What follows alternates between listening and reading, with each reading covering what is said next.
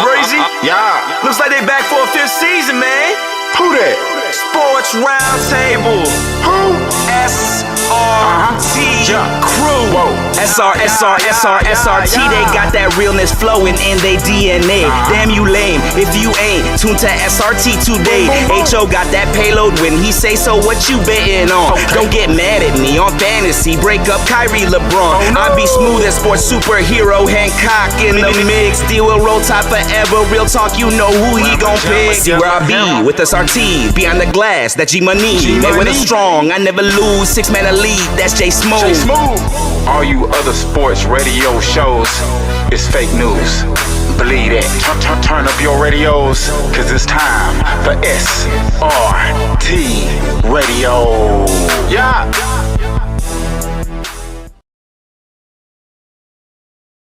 What up? It's Sports Roundtable, and we're live from our virtual studios overlooking Atlantic. Well, not Atlantic. Well, we overlooking everywhere. It used to be Atlantic Station, but it's no longer. So we all over the place. Overlooking all over the place as we are back in the building for another great episode of Sports Roundtable with the SRT Crew. Yes, sir. I'm your humble host, H.O. from Bankhead, and my main man, the sports superhero, Mr. Hancock. What's going on, bro? Ski. What's up with you, big homie? All is well. That's what's up. That's what's up. I had a little technical difficulty for a moment, but I'm back in the building. No, it's all good. It's all good, man. We got a whole lot to talk about. I got some SEC formats, some Kai Anthony drops 40 at the Peach Jam. Skip Bayless, Karma has come back in the MLB All-Star game. I'm going to just be flat foot honest with you. Nike is doing a horrible job designing uniforms. They need to stick to just shoes and shoes on. I'm just going to be flat foot. I'm just being real. They need to just stick to shoes and T-shirts.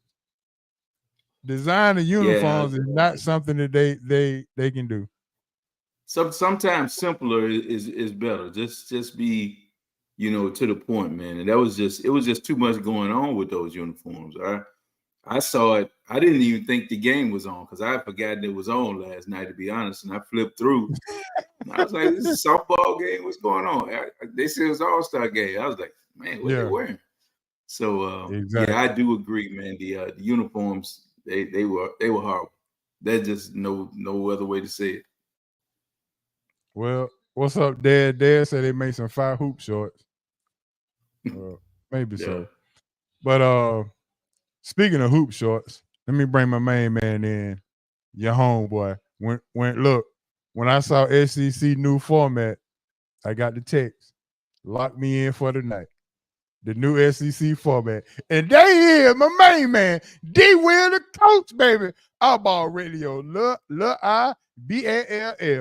Yes, the host, co-host, and the CEO of Eyeball Radio, D Will the coach. What's going on, bro? Ski. Family, what it do? Pimpin', what up, man? What's up with you, D? Wait to see what's happening, baby. Got it. Hey, yeah, Big H.O. I saw that, I was like, we got 38 days, baby. Yeah. 38 days. Yeah. I said the new SEC format, and SEC Media Day is happening as we speak. So I'm like, okay, so, and then I sent the Anthony boy went for 40 in the Peach Jam. I was like, I know he got something to say about that. Some say he might be the better out of the Banana Boat Crew. Might be the better basketball player out of the Banana Boat Crew. That's just what some say. Listen. Dropping 40 at Peach Jam, right? Like, yeah, you know what I'm saying? But we all know Kai Anthony can score the basketball, right? Like, He's not his dad, but he can put the ball in the hole. Okay. The one thing about the Banana Boat Crew kids, all of them little, bro. None of them got their father's size. None of them. That's the issue. If Bronny James was 6'8", we wouldn't have no issue right now. We'll be all good with whatever was going on with Bronny James if he was 6'8". If Kyan Anthony was 6'7" and did what he did in Peach Jam, our minds would be going insane right now. But these dudes are little, bro. Like they're not big guys. So he's an impressive player. He can score the basketball. But you know what I'm saying? Yeah. What do you think his ceiling is going to be on height? Do you think he'll get about 6'6"? It's possible. He's about 6'3" and a half, 6'4" now. On a great day in shoes. I hate that NBA and basketball does this height with shoes off. No shoe height. Like we don't play basketball without shoes. So what is your non-shoe height matter? Right. But if he can potentially grow, but you gotta understand him, man, he's going into his senior year. Right? Like it's not like he's young Kyan anymore. A lot of guys don't grow after high school. You know what I mean? They might get girthier, but not many guys hit a 4-inch growth spurt after high school. So I think he's going to top out probably 6'4", 6'5". But if he can get that girthy body and grow into it, I think he'll be okay. But no, I don't see him getting 6'6", 6'7" at all. Hey, before we move forward, we got to give our condolences and prayers for the father of one of the greats, possibly the greatest basketball player that we've ever seen. R.I.P. Jelly Bean. R.I.P. Jelly Bean Bryant.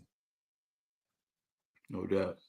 So we gotta stop for a minute to show some love and respect to the man who produced the man. Mm-hmm. So we got to give some love to that first and foremost. So shout out Jelly Bean, and I hope all is well with the family. I just hope that everything. I wish everything would have worked out a different way as far as coming to grips with the fact that, okay, I might not be here forever, so let's squash the beef. Let's squash whatever we got to squash. I wish it could have worked out a different way. But, hey, it is what it is. All right, D-Will, I see your fans say D-Will in the building. Hey, man, y'all know we finna get it. we finna get it, baby. Let's go.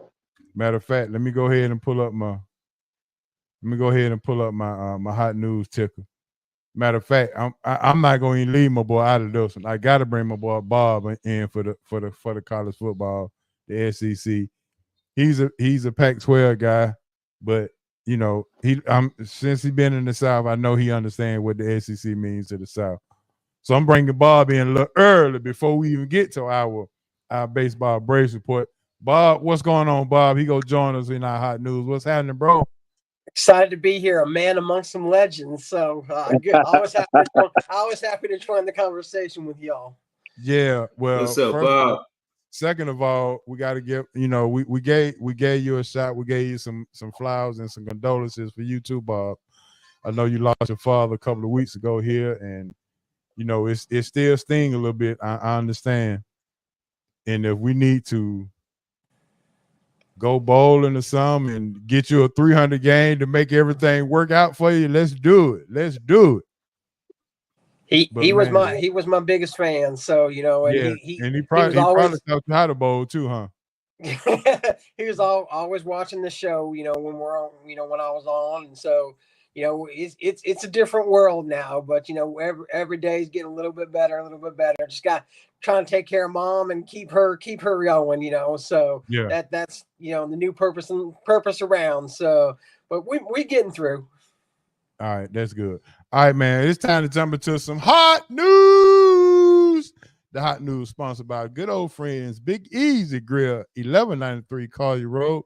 Big Easy Grill, the best Louisiana seafood in town. Trust me when I tell you, I got 3 guys on this screen right now who can vouch for the Big Easy Grill. The crab claws, the shrimp, the catfish nuggets, the shrimp po' boy, you name it. Big Easy Grill got it going on. Make sure you mention SRT. You get 10% off of any meals, $25 or more. All right, fellas. The SEC Media Day is in the building right now. It's happening this week. And when I looked this up and I saw this, I said, oh, boy, they got a new format. They got 2 new teams coming into the SEC, Oklahoma, Texas, that makes 16 teams.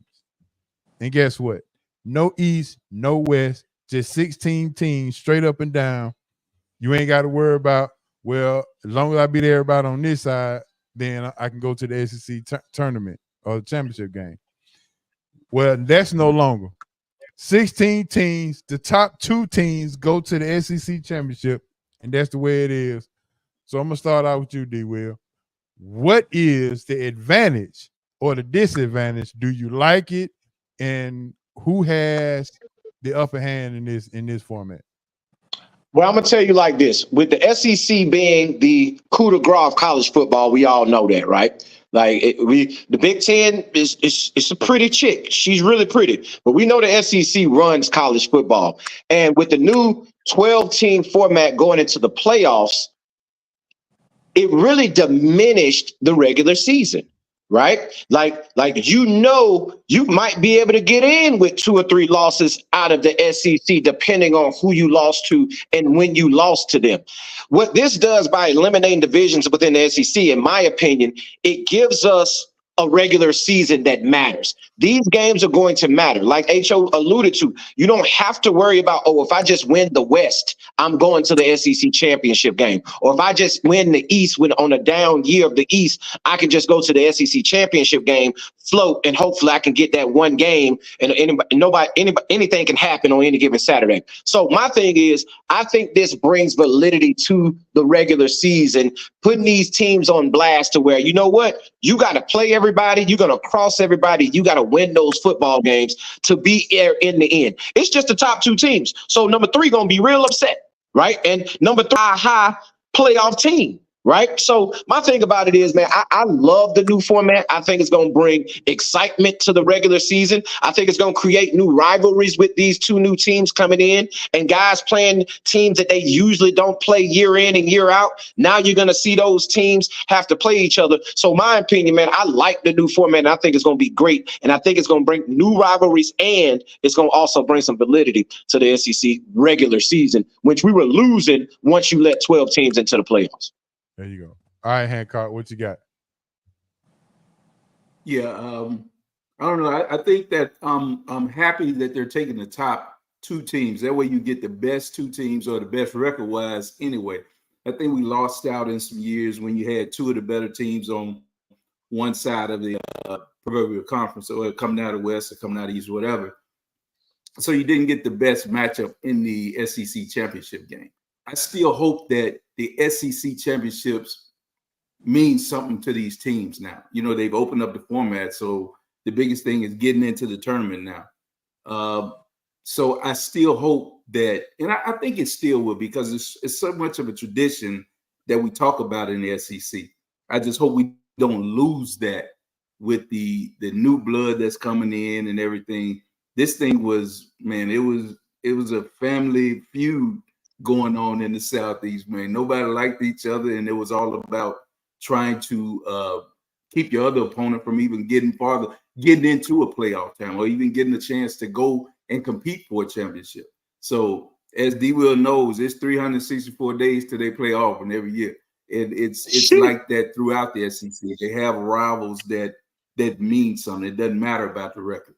So again, I do like that this will pit the top 2 teams, and you'll have a true SEC champion, well, a fight for that SEC champion. So I'm looking forward to it. I like it. I just hope they don't dilute what the SEC has meant. Gotcha.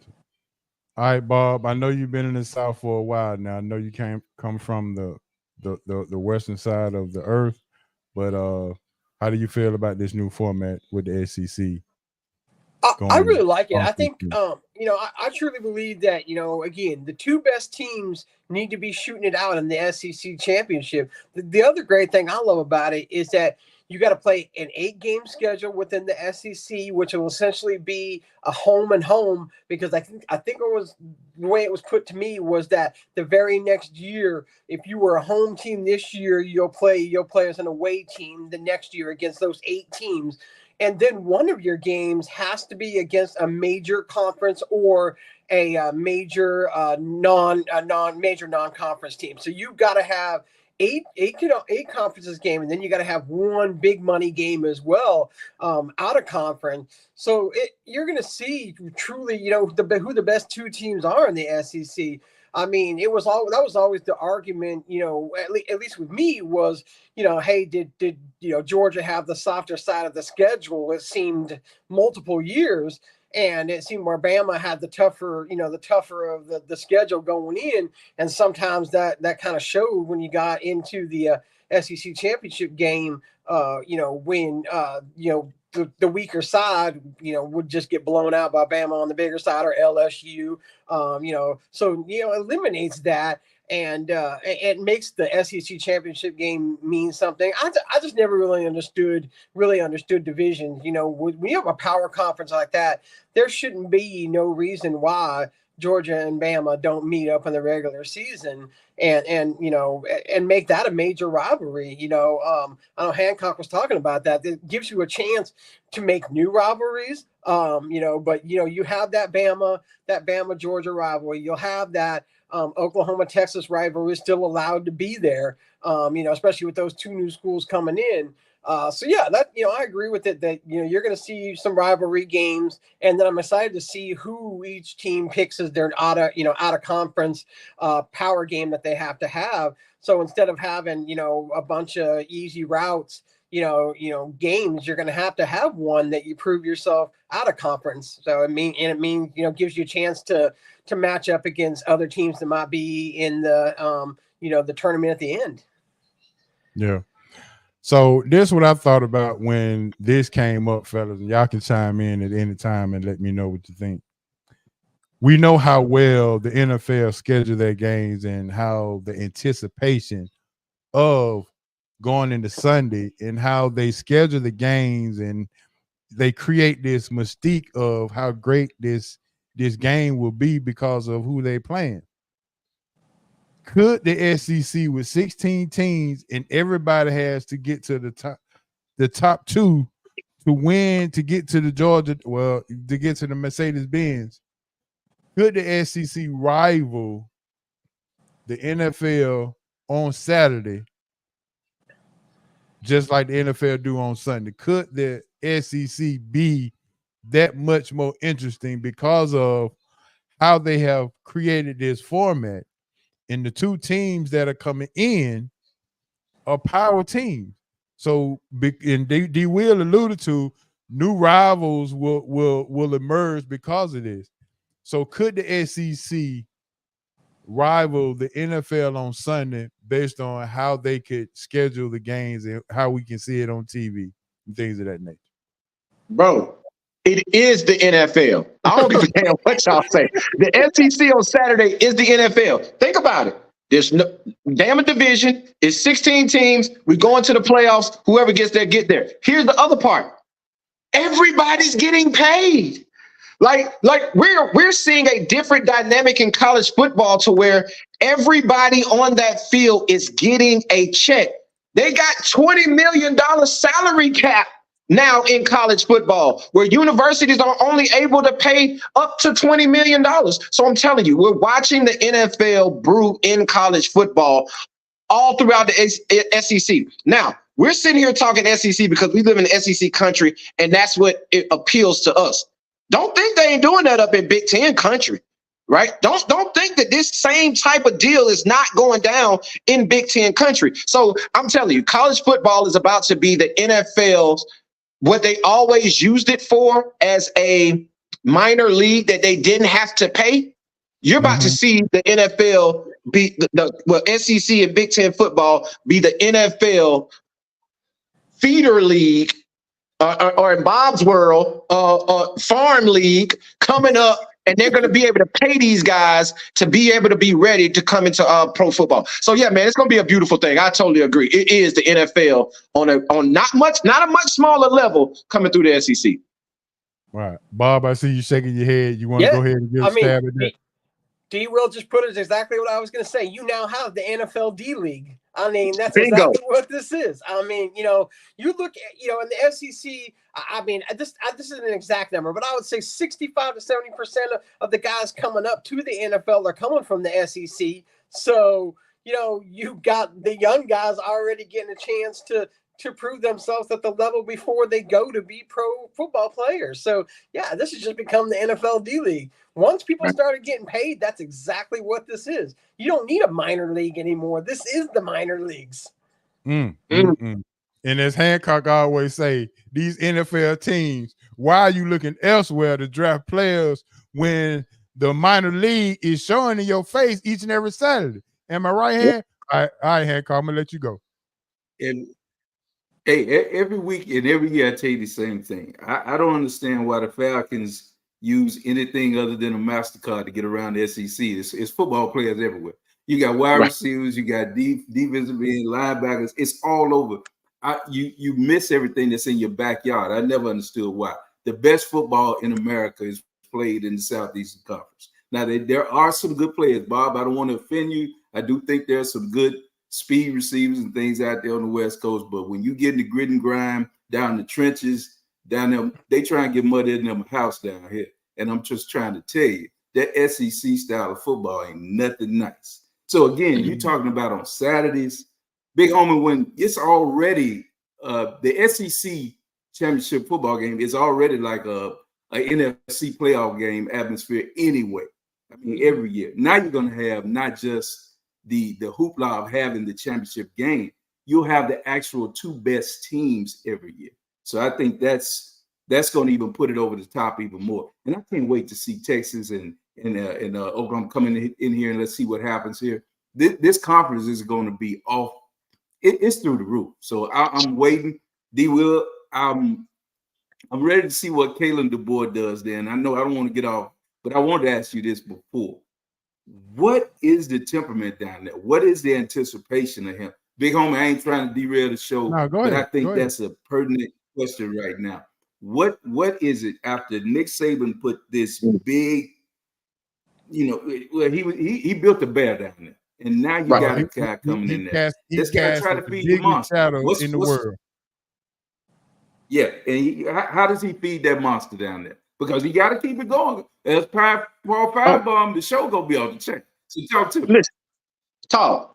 Hey, one way and one way only. Win. Yeah, win. But here's the temperament. Here's the temperament of us Alabama fans. We believe he's going to win, right? When Nick Saban left, everybody ain't walk out the door with him, right? Like that locker room is still full of 4- and 5-star athletes, right? It's a bunch of what we always say about Alabama. They don't rebuild, they just replace. Right? You just fill the next person in. Bro, we still filling the next person in. It's not like Kalen DeBoer came in and we're working on Kalen DeBoer's third recruiting class that didn't match up to Nick Saban's, right? No, he's playing with Nick Saban's players. So the cupboard is still full. So we're expecting him to win, right? And then let's keep it real. We see his resume. We see what he's done at every other stop. Hell, he was just in the national championship game just last year. So we're expecting him to be there. If he's not there, I'm going to tell you it's going to be a disappointing season. Are they going to be calling for his head? No. But he can't have no 9-3 season. He can't have an 8-4. He damn sure can't have no 7-6. If he doesn't win 10 to 11 games and get into the SEC championship game, it's going to be a problem. Point blank, period. Kalen DeBoer has to win and win now. D. Will, who had the #1 recruiting class this year without Nick Saban? Come on, man. Come on, man. That's because we still here. He is an incredible recruiter. He is really, really good at bringing in non-division guys. I mean, look what he did with, a quarterback that's now the number 8 draft pick in the NFL this year. The guy can flat out coach. I mean, I get asked a lot, obviously being involved in Washington and having that background, I get asked a lot, hey, what do you think about this guy? And I'm like, you guys got a winner. I mean, all this guy does is win. And that's what he does, and I really wanted to see how he would do in recruiting this year, being that there was, granted he has, Nick has the office still, and he's still around the program and stuff like that. But this is a great way to show when you walk into a program where you're taking over for a once in a lifetime type coach, and still had it didn't affect him at all. The number 1 recruiting class in the nation is Alabama still. And that says a lot about the guy, his coaching staff able to recruit still. And if you can recruit in this type of atmosphere with, the paying and all that stuff, and you're still bringing in the number 1 program, it says a lot about the program. It says a lot about the coach, and it says a lot about the assistant coaches. So they aren't going to lose a step 1. I totally agree. And let's not, remember, before you go back, H.O., remember this. Alabama recruits itself, right? We have not gotten to the point where we fell off, right? It hadn't gotten to a point where, Alabama's not that dominant anymore.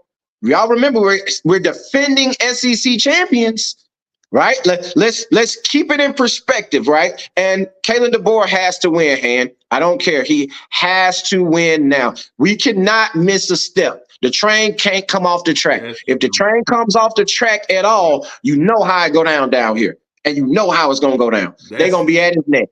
That's my point. And that's what I'm wondering. I know it's a different animal. This ain't Washington. That's my point. This is not up there on that west side of that coast. This ain't this. Down here, it is a religion. And I'm wondering, does he really know that church is on Saturday down here? That's what I'm trying to say. I'm just trying to say, because it's the people down here in these pews, they don't go and rest easy. You know it and I know it. So I want to see what happens here. I mean, you got some good football teams in the SEC that he got to beat. Do you all go? Does Bama go to Austin this year? Do we go to Austin? No. Yeah. We got Oklahoma this year. Okay. Oklahoma. Okay. Still good enough.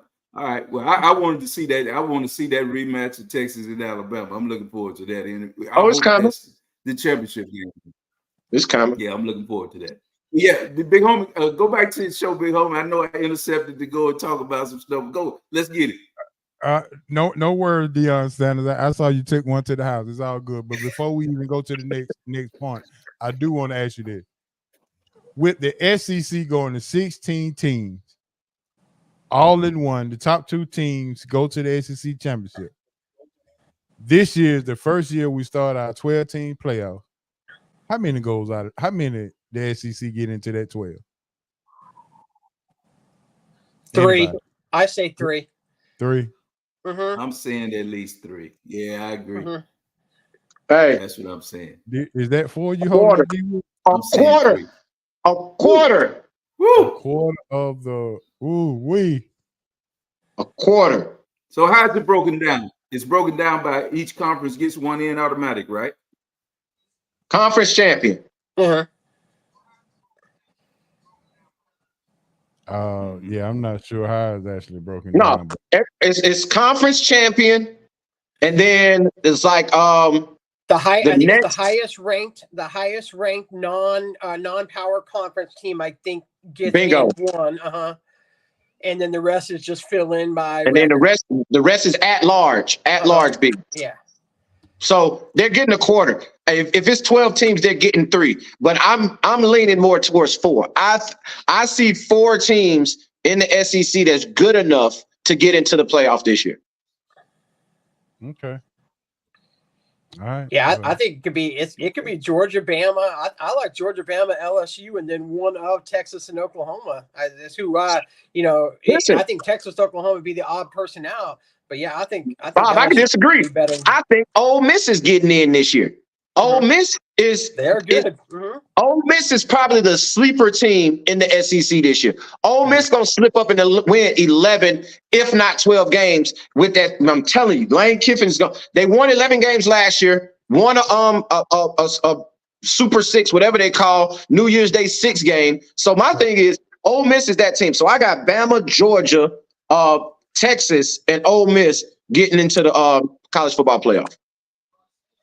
Okay, that sounds good. I see Marlon got 4 SEC teams, 3 Big Ten, and 2 Big 12.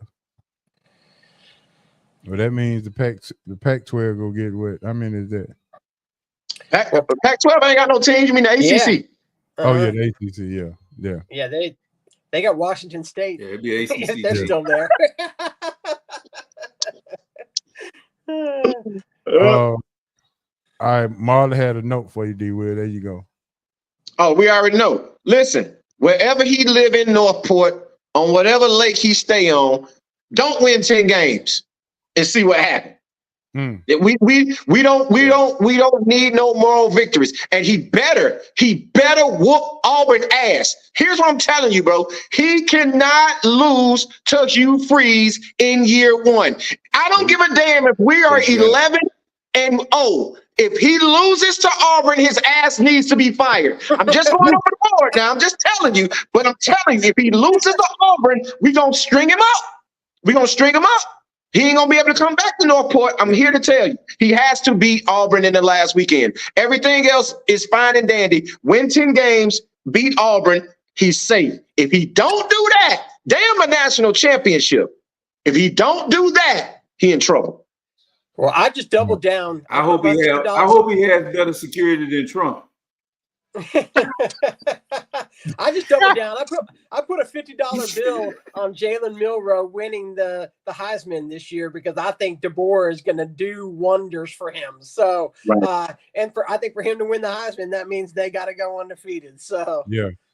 Listen, Bob, I'm with you. I'm just being Big H.O. them and Hancock. They want me to be the asshole side of Alabama fan base. They don't want me to be logical. So I'm gonna give them what they want tonight. All right, so coach Coach in the chat line says that Texas is overrated. I'm not sure about that, Coach. Ooh. I don't see how. Okay. Yeah, I'm not They sure stacked. about that. I don't know about that one. They stacked, boy. They stacked. They stacked like they were Megan. stacked They last stacked year like too, Megan. and Washington took care of them. They're overrated. I can't stand Texas. I can't stand them. Hey, you said like Megan? What's He that? said he Yeah. said like Megan. Like Megan. Hey, why you ain't say Glorilla? Glorilla. Hey, and if you watch Summer League, they might be stacked like Angel Reese. Oh my God. Ooh. All right, brother, we got Angel Reese. Yeah, we got. Let me get this thing back on the track. Cuz said, calm down, Will. And now there go you one. I know that's finna fire everybody up there. Georgia boys, go ahead. Yeah. All right, man. So with that being said, we're gonna move on to our next topic. I knew that was gonna take a while, but Kiyan Anthony drops 40 punts, going 15 for 19 at the Peach Jam, dropping 40. He had 5 threes, and he showed a 3-level score. He was shooting threes, mid-range, getting to the basket, and everything. Now, if Lala walked to the Peach Jam, she probably stole the whole show. Talking about stat. So, so all right, D, we're gonna start with you. You already told me what you thought about Kiyan, and okay, cool. He dropped 40 at Peach Jam. Okay, well, it is what it is. What are your thoughts on him dropping 40 at the Peach Jam? How many of these stars in the NBA were dropping 40 in high school? A lot. I mean, it just don't matter to me. I mean, let's see it in college. I mean, let's see it against top tier competition. I mean, high school is high school, and I'm happy for him. I mean, like D. Will said, he's a great basketball player. I mean, I'm not going to take anything away from him. 40 points is 40 points. I mean, that's a heck of a game. But if somebody else dropped 40 in the Peach State and their name didn't end in, LeBron James or Carmelo Anthony or anything like that, would we be sitting here talking about that as a 4-man crew? I don't think we would be. We're going to see that there's a few coming down the pipeline now of sons of stars. But look at the NBA history. How often can we say that any son of a major NBA star has been a star amongst themselves? It doesn't happen very often. I mean, it's because the expectations put upon a player like that, it is an unreal expectation, and social media has a lot to do with that. I mean, that's why I feel for Bronny so much. It's not his fault that he's got unreal expectations put upon him. The media, social media, they put that expectations on him, and that's why in his case, him able to be drafted by the Lakers is the absolute perfect spot for him, because he's got a great teacher there with him and his father. I mean, that'll help him grow in the NBA game and allow him to be his own player. But that's just the biggest thing. These kids aren't allowed to be their own player. There's always that, oh man, are you going to be as good as your dad? You can be as good as your dad. Carmelo Anthony, a top 20 player, 25, 20, top 20 player ever, and so I wouldn't want that expectation on me to be a top 20 of anything. I mean, just let him be his own player, and if he turns out to be great, that's great. I mean, good for him. He's got basketball genes, but size is, again, D. Will put it perfectly when he said that they aren't the size of their dads. I mean, and they aren't. Those were generational talent in the people that we talk about, as their fathers. So, you just can't expect that type of expectation. But I mean, is he going to be decent? Yeah. I mean, probably. I mean, but we'll find out. I mean, one good thing for him is he sure opened up a lot more eyes of schools that want to sign him. I mean, it seems like Kentucky's going to be the front runner, it looks like. But, he's pretty much got his pick of schools now because of these performances. So, at least he'll get, hopefully stay a little bit and get an education on top of that. So if the basketball thing don't work out for him and the expectations become too unreal, that he got something to fall back on. All right, Hancock, what you got on Mr. Anthony? Or you want to talk about Lala? No, talk about Lala. The thing I say on it is, there are expectations on these kids, but I think we'd have a different view on him had he scored 6 points. You understand what I'm saying? He went out there and he scored 40. So I'm happy he was able to do that against that competition. He showed to me, okay, if I can get you 40 on these guys, I'm better than it. That's the first point. So there probably are limitations to him because of size, because of who the family is and things of that nature. But like I said, to me, going out and putting up 40, I'd rather him do that than struggle to score 10. That's my point on that. So I'm happy to see that. If he was struggling to score 10, we'd be like, well, he trash. But you see what I'm saying? Right. So now stop shooting all them damn shots, man. Stop showing all them subliminals.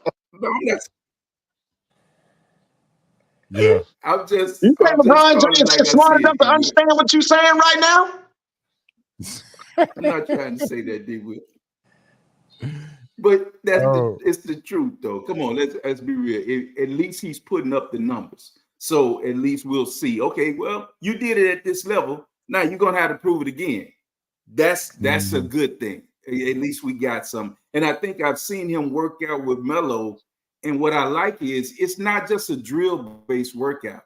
It's a game situation workout. It's learning to get the ball in certain areas, get to your mid-range, shoot the ball in areas that you're comfortable. Make sure that you can pass the ball and learn to move off ball. Those are things that will translate in the game. So that's what I'm liking about him. I think that basketball has become too much of a skill thing where you're not playing. You got to play and have a feel for the game. So he gave him 40, so he felt 40 on him. And I did like the way he tried to finish over somebody. He went to the rack and he tried to dunk it. So I like that. I love the aggressiveness. So he's gonna get stronger. He's 17. He's a little kid or whatever. So let's see. That's why I asked you, D. Will he go? Will you think he'll get about 6'5"? He gets about 6'5", 6'6". He can play 2 guard in the league. That'll be fine. I don't know if he can handle and be a 1, but if he can get that 6'5", if he can take that little, I can see him as a 2. Now I don't know what level he'll be, superstar, none of that. I'm not saying, but I like that he got 40. Go get 45 next time. Go get some more. Hey, so we'll see. Listen, I'm not poo-pooing it, right? I don't want people to think I'm poo-pooing it.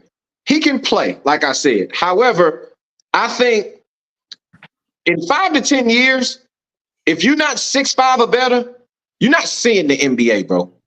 Right? Like, it's going to be tough for a sub 6'5" guy to play in the NBA in the next 7 to 10 years. It's just going to be tough because everybody is so big and they're only getting bigger, right? So my thing is, you're going to have to be a Donovan Mitchell type player to be sub 6'4" to play in the NBA. So with all these ex-player kids now, and I want to go back to something Bob said real quick.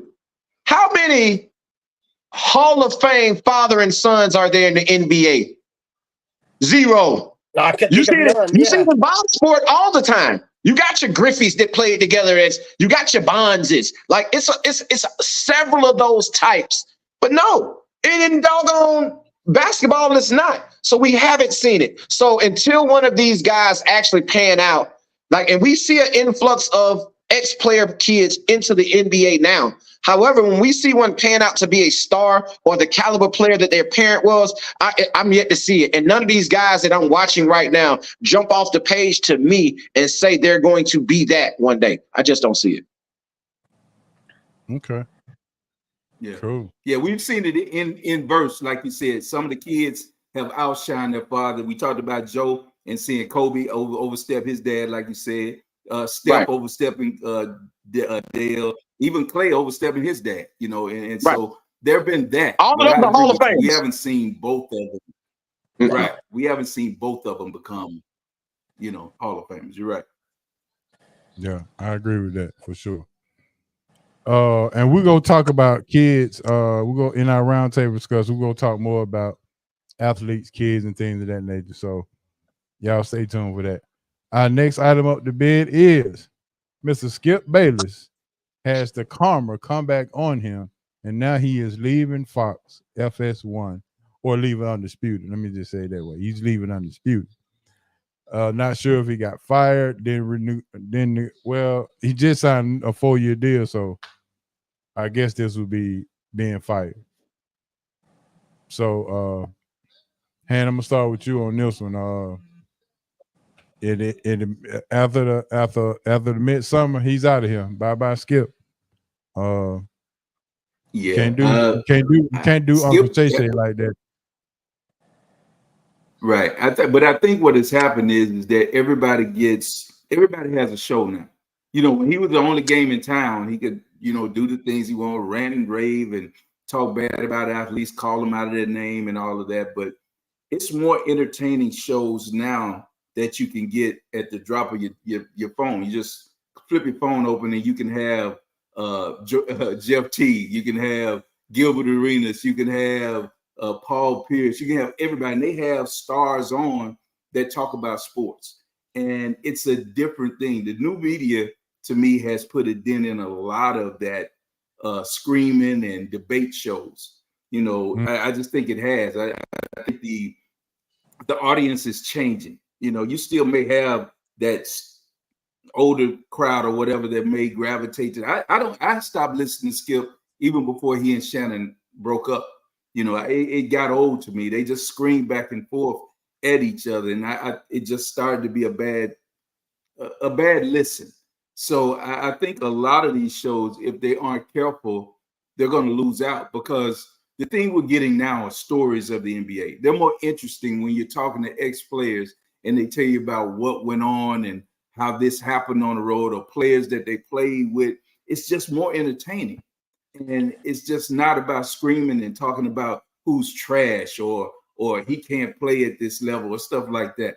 Even when they do, it's a more of a funny listen. So I just think that the audience is changing, and I think it's kind of, from what I understand, their ratings dropped and things of that nature. So I just think that Skip's time was wearing thin. The audience had dwindled.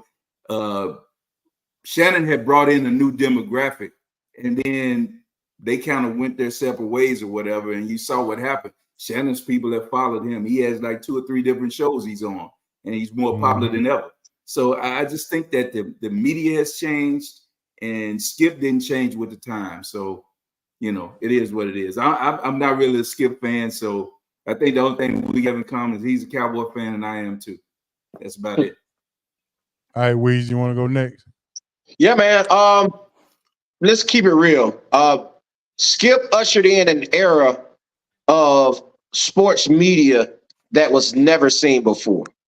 Skip ushered in the debate show, right? Where I sit across from you and I scream my opinion at you, and I create narratives that people really, as beat writers, newspaper writers, print writers, those guys didn't do those type of things. They reported what was going on, right? Now, it might have been some shady reporting, but they reported on it. Skip brought in debate. Hey, this is my opinion. And ESPN turned into the debate network, right? It became, every show you saw was a debate. It was somebody saying, my opinion is this, you're wrong, I'm right. And now with the new age of media and podcasts and ex-players now getting into media and the way people consume media, unfortunately, what Skip did is just run its course, right? Like it's no longer the wave, like Hancock was saying, it's no longer the wave of how people consume media. We're not going to sit up there for an hour or 2 hours and watch you. And let's keep it real. Keyshawn Johnson, boring as hell. Like if Skip had somebody up there that gave him the push like Shannon did, the show would still be thriving, right? But his choice of people to put on there, just not good, right? Like Keyshawn was fired from ESPN for a reason, right? He's not good at that type of media. So my thing about it is, man, like I think Skip has a place in media, right? We can, even if you like him, love him, or indifferent, Skip Bayless was in our face every day, and he's part of the reason we sitting here doing what we doing right now, because he ushered that in for us to be able to do. But now that I don't think Skip Bayless is gone, by no means. I don't think we have seen the last of Skip Bayless, because alluding to what y'all just said, everybody has their own show now. Right? Everybody has their own platform. Skip has built a big enough platform to where he can take whatever he wants to do, wherever he wants to take it, and it's probably going to be as successful as he needs it to be. It might not be as successful as we're expecting or used to seeing him be, but it's going to be as successful as he needs it to be. So my thing is, man, we know PTI started. I ain't talking about who started, but PTI don't debate. PTI still report. But anyway, Cold Pizza really brought in that debate type show. If y'all remember Cold Pizza with him and Woody, really what brought it in. But anyway, I will say, man, we got to give Skip his props. I don't care how you feel about him. The dude did something for sports media that ushered a lot of us into what we're able to do. Okay. All right, Mr. Bob, what you got on Mr. Skip Bayless? It's scary how much D. Will and I have the same opinion about everything, because he said exactly what I was going to say. Skip originated the point counterpoint way of doing talk show sports. I mean, he ushered that era in. And so when him and Stephen A. took it to that next level with that, it was something that had really never, I mean, it had been seen, but not to the level that they took it to where it was mainstream debate, point, counterpoint type sports. And it worked because they were both able to get their point across while still talking over each other to where it was must-see TV. But just like everything else, when you take something mainstream and make it popular, everybody copies you, and down the line, the younger, hungrier generation is going to overtake what you used to be good at. So unfortunately, the downfall to Skip is Skip, because he just coasted on what he knew worked for him. People expected that to be, but when he couldn't find that person, after Shannon to get at him and bring the best out of him, it just became a boring show. I mean, it has been not CTV for a long time. Shannon, he helped, I'd say, resurrect the show. It would never be as good as him and Stephen A. were. I mean, it was top tier then, But Shannon Sharpe did a fantastic job, because he brought out the best in Skip, and Skip needs to have that. It doesn't work unless you have two guys that are able to do that, and have that banter with each other. And so when you don't have that banter partner, it's just boring TV. You're just reporting sports. You're no longer being a debate point, counterpoint type show. And so when it's just Skip getting his point across and the other guy going, yeah, you're right. Yeah, you're right. Yeah, don't work. I don't want to see that. I want to see someone say, "Yeah, Skip, you're wrong, man. This is how it is," and that's what made the show so much fun. Even on the ESPN days. So, like I said, unfortunately, the downfall of Skip is Skip. He could never find that right partner, and again, the more the show and that type of format goes on, there's younger, hungrier people that'll make their, they become more interesting to the viewer than Skip and whoever he's bringing on are. And, I think you're still going to see that type of show, but you're just going to see it, the younger people that can do it better. You're going to see a new duo that'll fill that void of the show. But I mean, Skip is legendary. He'll land on his feet somewhere, whether that's back at, he'll finish off his contract, end up back at ESPN, and, and maybe there's something in the future for him. But, it's tough when you start something like that, but it becomes popular and everyone copies you, and he'll never get the credit that he deserves. Stephen A. got a lot of that credit, but Stephen A. wouldn't be the sportscaster, the sports guy he is, had it not been for Skip being his, his tag team partner in the deal, So, I mean, props to him, but like I said, the show's just died out. It's, especially recently, it's just been a disaster. So, hey, what we want to hear? We watched that show to hear Shannon say "Skip" with that lips. Okay, Skip. Yeah, Skip. That's all we want to hear, Skip. But this goes to my point. I think it aged out. I think that, like you said, the attention span of the new sports listener is, let me get my bite. Let me get this. I can sit and listen or do YouTube and get pertinent points from a lot of different places just like that. I don't want to sit through 2 hours of Skip and what he says in his first hour. Then they come back in the second hour and they reset and say the same thing over. They re-hit the same topics in the second hour, and all the shows do it. So you end up listening to the show for 2 hours and they're pretty much on the same topic. They'll come in, go back, even on Get Up, all of them, they do the same thing. And what's happening now, like I said, I think we are able to get so much information so much faster. I can go through Twitter and look at 4 or 5 different shows that somebody talked on because I got feeds from all of them, and I get all the information. So I think that, like you said, the way we grasp and the way we get information now is so different. And I just think these shows are in trouble, and the networks know. The networks are like, yeah, you might be getting bites of my stuff on Twitter and X, but I need you to watch, because advertisers want to see that somebody's staying here for this whole show to see Tide or to see whoever this product is, because they got to pay that money to the network to get it on there. So that's my point. I think that we as consumers don't want to sit there and listen for 2 hours no more. We want to get what we get and we're moving, So I think that's the problem. I think the demographic and the way we as sports people consume sports is different now. So I think Skip is in trouble there. I think a lot of these shows, I think First Take, I think all of them in trouble, because it's just, we're not here for that long. Yeah. We're gonna move on. We're gonna keep going. Now Maybe- the old maybe- people. Maybe they should. One thing Maybe they about should old listen to people, our you know show what and happened with see, old see how we. Maybe old they people? should listen to our show and see how we go all the way around the globe.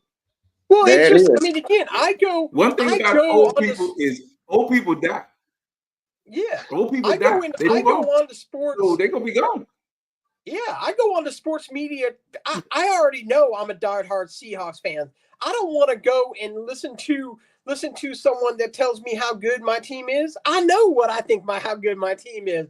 I Yeah. want someone to rile me up that the 49er fan that's telling me my team sucks and that, that gets me excited about sports. People agreeing with me all the way around, that's boring. I mean, that'd be like us all being Falcon fans, being on the same show together, being, oh yeah, the Falcons are just really good.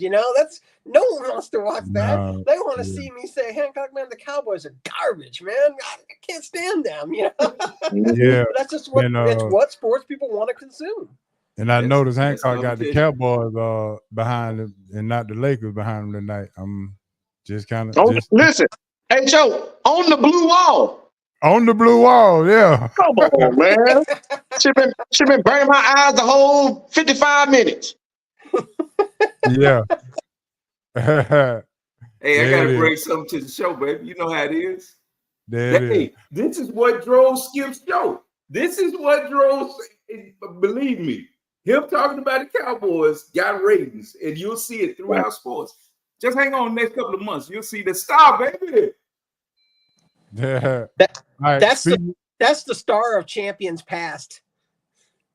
Oh, all right, that there we go. Speaking of liking or disliking, ML All-Star game. I think we all agree, except Bob, because I haven't asked you, that the uniforms are absolutely horrible. Nike need to stick to making shoes and making t-shirts and shorts. But those MLB uniforms are horrible. And then you get to the game and I mean, okay, it was okay. It was okay. More money for the MLB to sell those things, HO. What do we want to see? I want to see my guys representing my city in their Atlanta Braves uniforms. Exactly. I don't know why I don't know why. I know why. Money. Those all-star jerseys will sell to someone. So that's why it's more money in the pocket of MLB. But just another thing that jackass commissioner decides to change that is just ridiculous. There's it's I just don't understand. I want to see them in their regular uniforms. You want to make those uniforms, use it for like batting practice, use it for the home run derby, use it for anything else. But when it comes to the game, they should be representing their city in the jerseys that they're playing. If you want to do something different, hook them up in the City Connect jerseys and let them play in their City Connect jerseys if you want to go somewhere different. Yeah. But those jerseys were god awful this year. Yeah, I agree. Easter. So, Bob, did you at least enjoy the game? Yeah, it was it was as competitive as we've seen an all-star game in quite a while. I mean, it's always good when your number one star blasts a home run. That starts it off good when the guy that you're putting all the money in to build as your next big star hits a 3-run home run, the no doubter to start the game. And so I wonder how much money he bet on himself. Yeah, that's I'm not gonna lie. He was my bet for MVP this time around. I kind of got ruined by Logan Webb there, but I always enjoy the All-Star game. I used to enjoy the home run derby more than the game, but the home run derby is just so I don't understand the rules anymore. So by the time, and plus it takes too long. I mean, by the time it's over at 2:00 in the morning, I don't care who won anymore. I'm ready for bed. I got to work in the morning. So it was nice. I enjoyed it. Speaking of All-Star game, let's go ahead and get into this Braves report while we at it. The Braves got 3 pitchers and was it 4 pitchers in the game? 3 3 pitchers and Ozuna. Yep. Mm-hmm. Yeah, they had Max got in as an injury replacement. Chris Sale was in as a starter, and then Ozuna got in as a starter, and Lopez. Lopez. Yeah, Reynaldo Lopez. Who would have thought that at the beginning of the year? It got in as our other All-Star. Very deserving. They really, really tried hard to get Jesse Chavez in, who deserved to be in there, but really not a lot of relievers. I mean, other than closers got in this year, there wasn't a lot of middle relief action this year for the All-Star game. They never get love anyways. So, but I mean, there's usually a couple, 2 or 3, but this year was mainly starters and closers. But yeah, Skeens is something else. I mean, you've got a 21-year-old pitcher facing the best, literal best the AL has to offer. And I mean, he held his own. I mean, I can't imagine how nervous he would have been there. And you couldn't tell. He just goes in there, throws his 103-mile-an-hour heat. And, I really like him. Mason Miller of the Athletics, another guy that, I hope to be talking about down the road for Braves, as the trade deadline comes upon us. But yeah, I mean, the best representatives of the Braves made it. I mean, there was nobody in the offensive side that deserved to make it other than Ozuna. But the pitching is what's held us to where we are so far. I mean, we probably shouldn't be where we are with how bad the offense has been this year. And so it was good to see the pitchers get the recognition this year, because they really have saved us from even having a chance at all this year. Yeah. All right, Bob, let's talk about the Braves' first half of the season. What grade do you give them? Man, I'd say solid C+. I mean, the hitting has just been terrible. I mean, I don't know what. I mean, I know we've talked about dead ball. I mean, and I truly believe we're in a dead ball era, for this season, because I mean, you look at, I'm a stat nerd when it comes to baseball. I look at like how hard pitches are being hit. Our numbers aren't down from last year, but the ball's just not going over the fence. And when you're a team that relies on the long ball to score runs, it's, this is what you run into. We're not getting them home runs. So games last year where, the other teams could score 3, we could just as easily put up 6. And I thought maybe it was just, we needed the weather to heat up a little bit. But now, I mean, we all know this has been a pretty warm summer, and to start off here, and it's still not going over the fence, what balls are the Baltimore Orioles using then? What's that? What balls are the Baltimore Orioles using? And that's just the thing. You look at home run numbers though, but you're seeing team home run numbers. Home run numbers down in the league are way down. Batting average is massively down. I mean, we're talking 30-point difference right now from last year to this year. I mean, so, has the pitching gotten better? Very, very real possible. That could be. I mean, we all know Braves pitching has been phenomenal this year. I mean, I would give them an A+. That's how bad I feel about the offense right now, that I say our pitching is A+, and, we're giving a C+ grade, for the overall team. Could the Braves do better in pitching? Yeah, we could use a solid number 5, but Spencer Schwellenbach is slowly starting to get more games under his belt and get a feel of the major league game.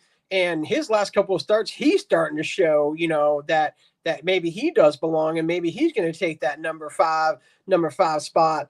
Get, as we go into later on the season, but there's going to be moves made. We're going to fill some holes. I mean, we just released Brian Anderson, so now we have a roster spot that has not been filled. So I'm curious to see between now and the resume of games on Friday, who's going to take that 40-man roster spot.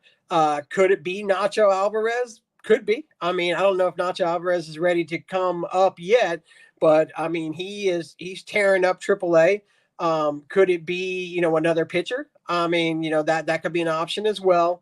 We've already made the move to bring Eddie back into the fold. And he's already made an impact his first 2 games that he's been here. He scored a run in both games. So, So you bring him back into the fold, and that's just what the Braves kind of have lacked this year. You don't see that this year. You're not seeing that dugout excitement, I guess is what I would say.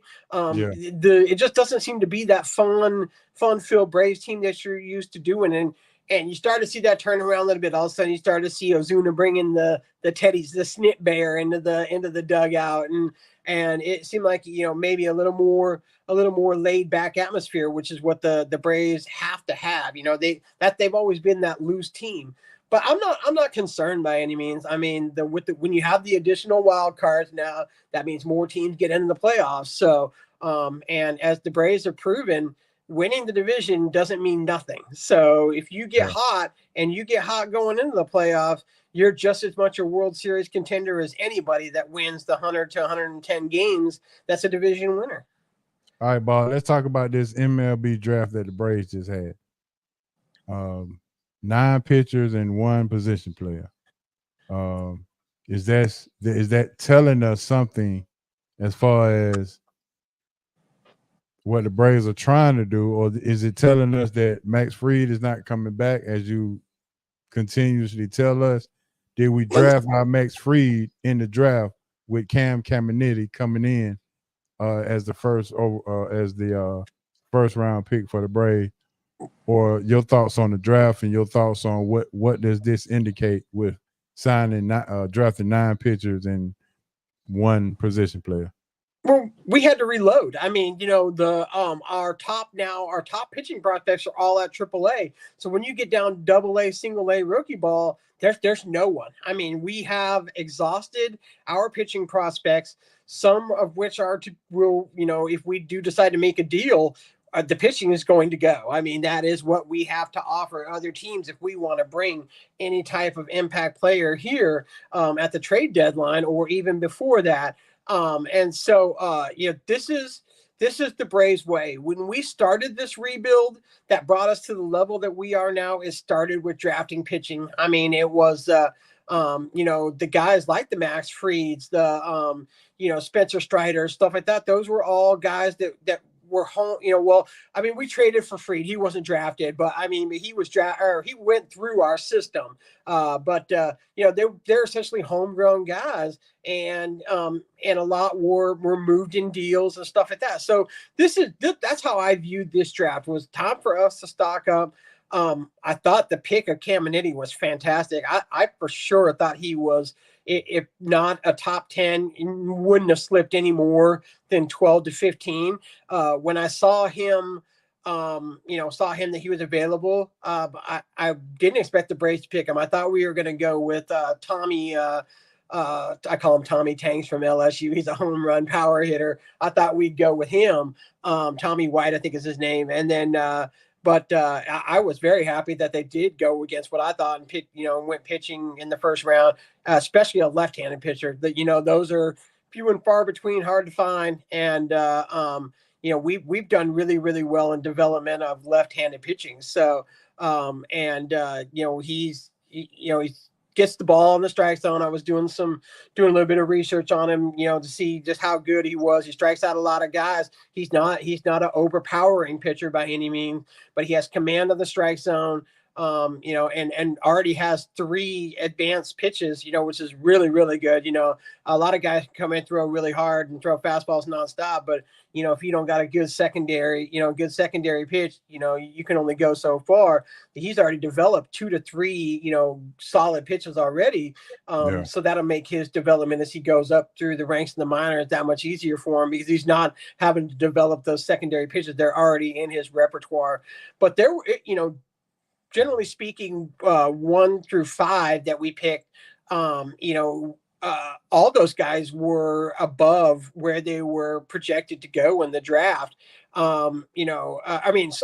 Slipped to where they were projected to be to the Braves. So so it seems like we did really, really well. It's just a lot of people don't understand, when you watch the NFL draft and the NBA draft, it's all about the best player. When you watch the MLB draft, it's all about the money, how much slot money you have to spend. So you get to see guys that, you may expect to go number 1 or number 2, and they may fall to number 6 because teams don't want to blow their slot money, especially a lesser market team that may have 4 picks. So you want to spread around that money between your first and second rounders, and so you're not going to blow it all on a Travis Bazzana who was drafted number 1. That it stunned me that the Guardians picked Bazzana because he was literally and far out the best player in the draft. A lot of people thought the kid from Georgia was up there. Yeah, but to me, Bazzana was the clear number 1. So, and I figured the Guardians would pass on him because of slot money. But yeah, it's just very different in the fact, and people will understand that now that the MLB draft is televised now, which is the big thing for them, and you get an understanding of how that draft works as opposed to how an NBA and NFL draft work. All right, hold on, Bob. I think D. Will got to slide up out of here, so I wanted to see if D. Will wanted to have any lasting thoughts or anything you want to say before you leave, other than giving us your eyeball information and why you're not at Peach Jam. I'm not at Peach Jam because I had a couple other things to do. I wanted to make it down there, but I didn't. And let me tell you why. And Bob, I don't mean to cut into the middle, but I got to get out of here. Alabama High School Athletic Association are the dumbest assholes I ever seen in my life, and I hope they see this. We had Alabama Sports Week this week, right? Alabama Sports Week was this week. The same time as Peach Jam. Last night, they had our North-South All-Star game. None of the best players in the state of Alabama were playing in the game. Because you know why? Our best players are at Peach Jam. None of the coaches that can recruit the players in the state of Alabama were at the game last night to recruit some of these players who are looking for opportunities to play basketball on the next level because they're at damn Peach Jam.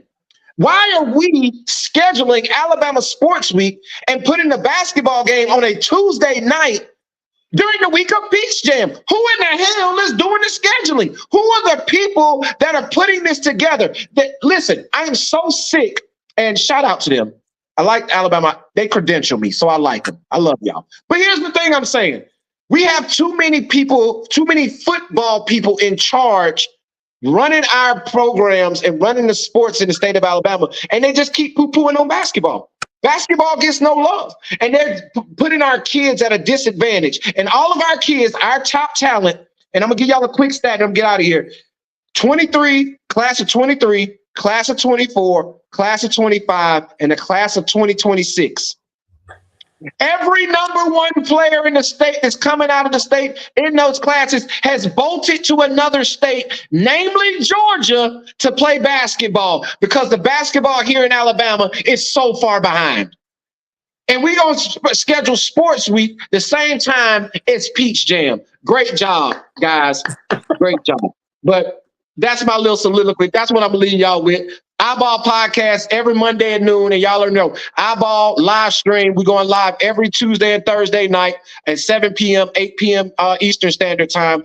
We talking all things high school and college basketball, man. Y'all tap in. And listen, we're doing the first thing ever for the state of Alabama. We have the first ever call-in show. So you're able to call in and speak your piece on the live every Tuesday and Thursday night, man. So y'all tap in with your boy, man.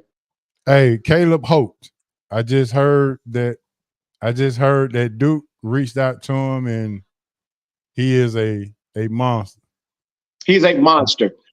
But he's coming to Georgia to play next year. Where's he going? Is on his way to damn Grayson. Grayson, to okay. team up. He's back-to-back state champion here in the state of Alabama. He's back-to-back Mr. Basketball, and he's going into the 11th grade. But you know why he's leaving? We don't have a shot clock in Alabama. You know why he's leaving? High school players and high school athletes can't monetize off NIL in the state of Alabama. The kid's the number 2 player in the country overall in the class of 2026. He's a projected top 5 pick in the 2027 NBA draft. Why in the hell will I stay in Alabama if I can't make no money and I ain't playing basketball the way I'm going to play it the rest of my career? So damn right he's leaving. Right. Yeah. But listen, y'all enjoy him because he's a monster. There it is. D. Will, why won't they come into the new age of basketball. Why won't they get the shot clock? What's the holdup?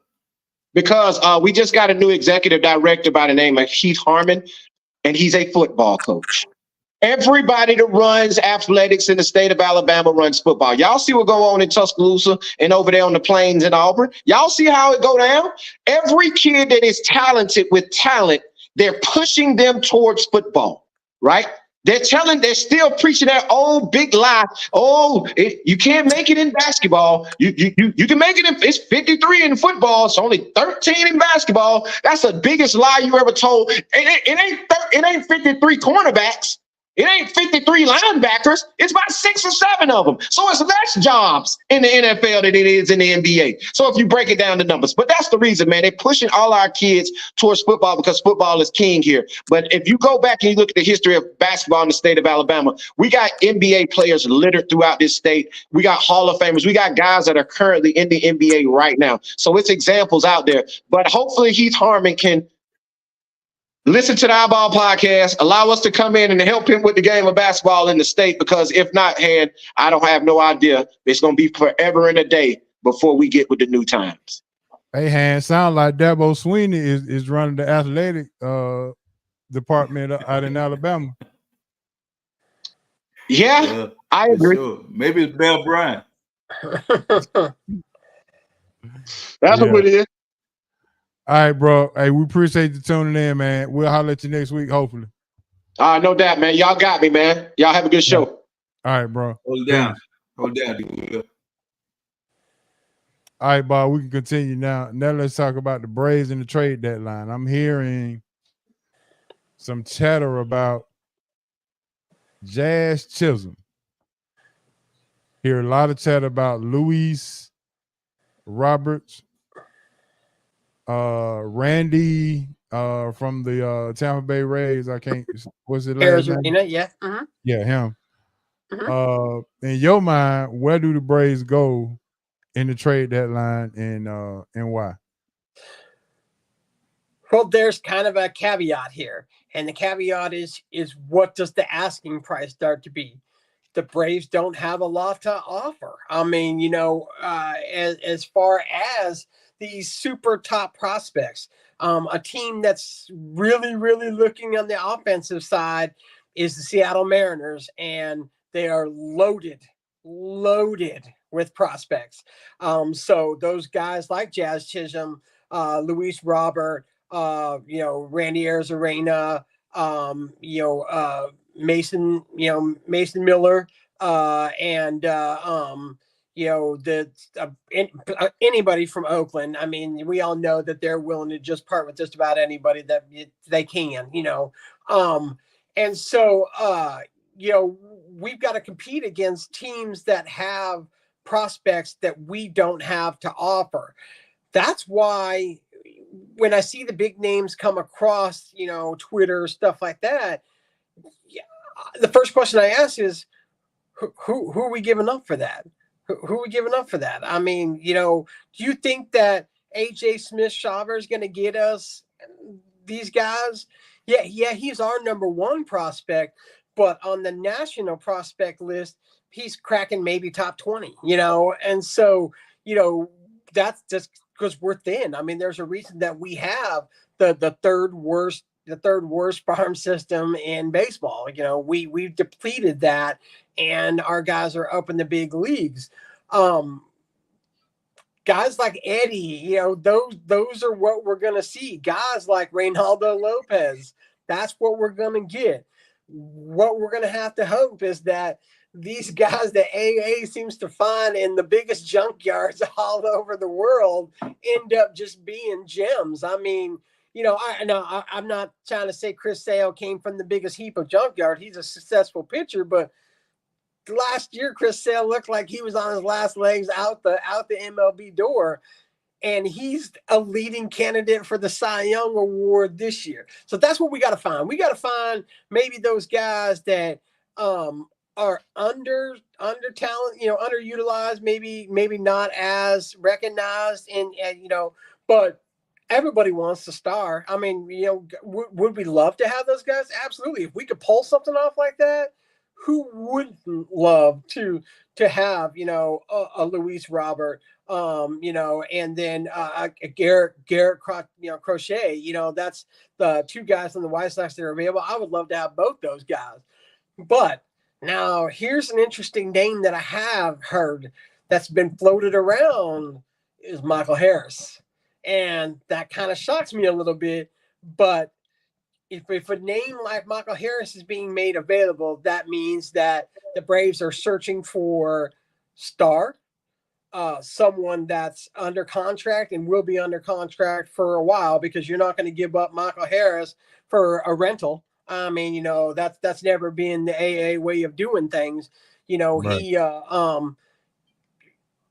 He hasn't been healthy. I agree with you, but he's been healthy this year. But you know, he's got to remain healthy. The second half of the season, when he starts to develop maybe a little bit of those back issues that he has. But I mean, you know, he seems so far so good. I mean, again, he's in the contention for the Cy Young. So, but staying healthy is that's a big part of his game. So, but yeah, but Michael Harris is one of the you know, the names that I've heard kind of floated around.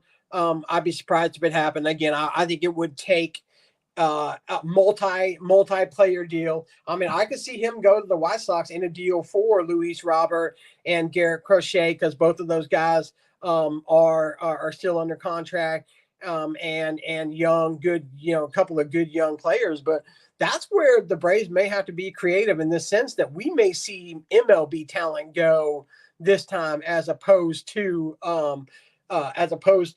just minor league talent. If we're going to make a real creative, you know, get everybody talking type move. But I mean, how many of those moves have we seen AA make? When is the last time the AA made a boom type move? You know, we look at it now as, you know, Jorge Soler, but when that move was made, I remember we sat here and we're like, you know, oh great, that's it, that's all we're getting, really? And it turned out to be the NLCS MVP and the World Series MVP is who we traded for, plus Jock Peterson, who led that, you know, that rise to the World Series championship. So, but that's Atlanta sports for you. Atlanta sports always thinks that we got to go get, you know, the next Hall of Famer, you know, and that's just not how this franchise has always worked. And that's the thing, though, is when you make moves like that, you general manage in the now, and I don't like general managing in the now. I want to have an extended run. I want to be in the playoffs year after year after year. And if you start making moves like that just to bolster a 1-year season, you're going to end up like the Phillies. The Phillies' time is now. They're getting older by the day. They don't have a young roster. So if they don't win this year, tick, tick, tick, tick, time's running out on them, you know. Old man's going to get them here. You know, Father Time is not a friend when it comes to sports. So, and that's why I've loved this run with the Braves so much is that we don't, you know, you've signed your young players to multi-year deals, and you haven't mortgaged your future of the franchise by giving out stupid contracts that you're locked into 7-8 years down the road, which is why Max Fried is not going to get a big deal from the Braves. They're not going to lock themselves into a 28-year-old pitcher for 6-7 years. It's not going to happen. All right, Han, you got any question for Bob before we move on? Not more about the state of baseball, Bob, and you being the resident baseball guy here. I know Big Homie is deep on it too. But my point on it is, how do you get the young black athlete back into baseball? Because the numbers tell me, well, from what they say, the numbers are dwindling. We don't have African-American participation that it's at an all-time low in the majors. How do we get that? We're missing that, because there's some athletes out there that could probably be some great ball players. But how do we introduce that? How do we get that level of interest into the game?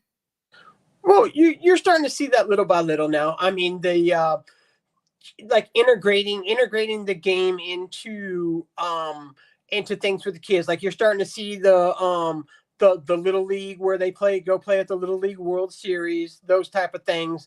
You know, different. You're seeing a lot of players involved in youth programs, whether that's building little league stadiums, stuff like that. Former ball players. But I mean, let's be real. This game has never been in recent years in an American kids game. I mean, it is ruled by Dominican, overseas talent, where baseball is a major sport to them. The problem that we have here, and this is something I catch a lot of flack for because I absolutely hate it, is injuries happening to these kids at such a young age that they can't make it past the college and big league levels. Arm problems, you're seeing these kids getting their hopes picked up too much with this travel ball crap and perfect game and stuff like that, and to where they're doing nothing but playing baseball all year long. I mean, a pitcher's arm can't sustain. There's a reason there's an off season in baseball. You can't sustain throwing pitching that much. And so travel ball, stuff like that. And to be honest with you, people can't afford it.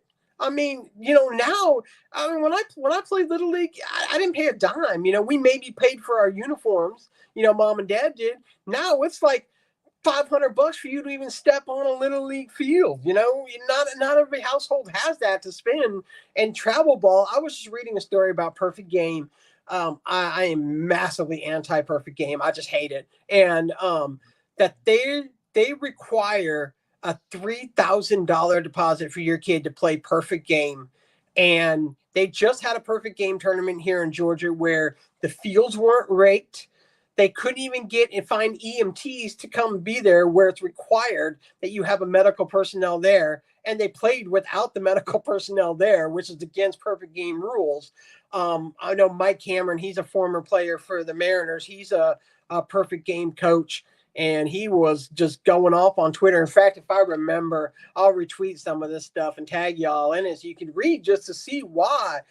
You have a parent paying $3,000, but you can't even get them a viable playing field to where they have a chance of blowing out their knee. He showed pictures of these fields, and it was so ridiculous. I mean, it looked like they were playing on someone's rec field down the road from my house here, not playing at least a high school field that's maintained. It was just an absolute joke. And there was a really good conversation with Mike Cameron about Perfect Game and how much he doesn't like it either because of that type of stuff, but he's willing to volunteer his time because he wants to see the game grow. But that's just what it is. I mean, they want to price you out of playing. I mean, and a lot of people they can't afford to do that, and so the game doesn't grow here. But you look at that Dominican game, they're playing on radio fields because they love to play baseball. I mean, their heroes, are in the game now. You're Ronald Acuña's, you're, Juan Soto's, those guys are all now, in the bigs, and they're major stars. So the game's growing in the, Caribbean level, as it's just not growing here. We don't have a viable, really U.S. star. I would say the biggest U.S. star we have is probably Mookie Betts, is who I would say, and so it just doesn't allow for the game to grow locally as it does internationally. All right. So Bob, we're gonna have to end it there. We're gonna jump straight into our baller busters and boy stop, and we got to make this quick. So if you stick around with us, please do. Go ahead and everybody in the chat, go ahead and put your ballers, busters, and boy stop in the chat, and I'm gonna go ahead and start it off. My baller this week is going out to Lindsey Hardy. That Duke train continues to keep going, and boom, boom, boom. The Lakers hired a female assistant coach. Lindsey Hardy, who was the head coach of the G League team up in Sacramento, stays out west and becomes a assistant coach for the Los Angeles Lakers. As JJ Redick hires her on the staff, the Duke alumni continues to make massive moves as always. That's my baller this week. All right, Mr. Hancock, what you got? Yeah, I'm gonna go with maybe not a popular choice, but I got to go with it, man. Caitlin Clark. The way she's balling, man, she is to me one of the top 15 players, top 10, 15 players in the WNBA right now. I mean, they can say what they want. I've watched it because I do watch a lot of WNBA, and I know it's been a lot of hype about her playing and whatever she does. She's coming off a triple-double a couple of games back. She's reached 350 points, 150 assists in 22 career games. It is the fastest of any player that ever played in the WNBA. So everything that all these people are saying or whatever, you got to take with a grain of salt. She can play, and I'm going to give her that. And I think right now she is God's own favorite to win the Rookie of the Year. I love Angel Reese, and I think she's balling too. But my baller goes out to Caitlin Clark right now. Okay. All right, Ball, what you got? I'm going to go with the Loca guy, Mr. Team USA, Anthony Edwards is my baller this week. I mean, quietly he plays in Minnesota where he don't get a lot of love in the NBA, but this is his time. You know, this is the spotlight that this guy has been waiting for, and he is answering it so far. I truly believe that he's the captain and leader of this Team USA basketball team, and they are going to go as far as he takes them. He's been easily the most exciting player so far in the 3 games that I've watched Team USA play. And so I've been waiting for him to really get his spotlight playing in a small market team. And I'm really excited for him. And I think this Team USA is so well balanced. This is going to be one of the better the better U.S. teams we've seen in quite a while. All right, in the chat, Cole said Simone. He talking about Kennedy Carter. Yeah, Kennedy Carter. Marty talking about Kennedy Carter. She can ball. Yeah. She can definitely ball. She could always ball. All that other rhetoric. Yeah, all that other stuff they were talking about. She got kicked out of Atlanta pretty much, but she can play for real. I watched it last night. She went off. She could always ball. She always had the talent, but the ego had to get out of the way of the talent. She disappoints me more than anyone in the WNBA because she has it all. When we drafted her here, I was like, that is a fantastic pick if she can keep her head on straight and all she wanted to do was fight with everybody. And it just, that's the thing is if she can maintain her composure and be the ball player that she is a top 5 WNBA player with her talent. But she just, for some reason, she ain't able to rein it in. I agree, Bob. She's probably top 5 talented player in the game right now, without a doubt. And, you know, a lot of that has to do with you do have to mature a little bit, but you have to have a coach that, you know, believes in you also. And I think she has that now. And it just looks different. You know, I don't know who was coaching her here in Atlanta at that time, but Teresa Witherspoon and her looked to have. Yeah, it was Nikki, and she didn't know Teresa Witherspoon have a. Yeah. Nikki Collin didn't know what to do with her, you know, and that was a reason why she was, you know, that why it didn't work out here is Nikki Collin didn't have the patience to deal with that type of player, which was why I was shocked that she was drafted here when she was. But yeah, I agree with you. She finally has a coach and a team that believes in her, and her and Angel are that perfect duo together. And so, you know, yeah, it's just, but like I said, she's got so much talent. And if she can just keep the outside stuff, I mean, there's a reason that her nickname is Hollywood. So, you know, but if she keep that outside Hollywood, stuff, if she can keep that outside stuff outside, I said she's easily top 5. All right, Coach said Shohei is his baller. And Marta said, yeah, Carter, that's her name. Yeah, so all right, so busters this week. Let's go ahead and jump to our busters. I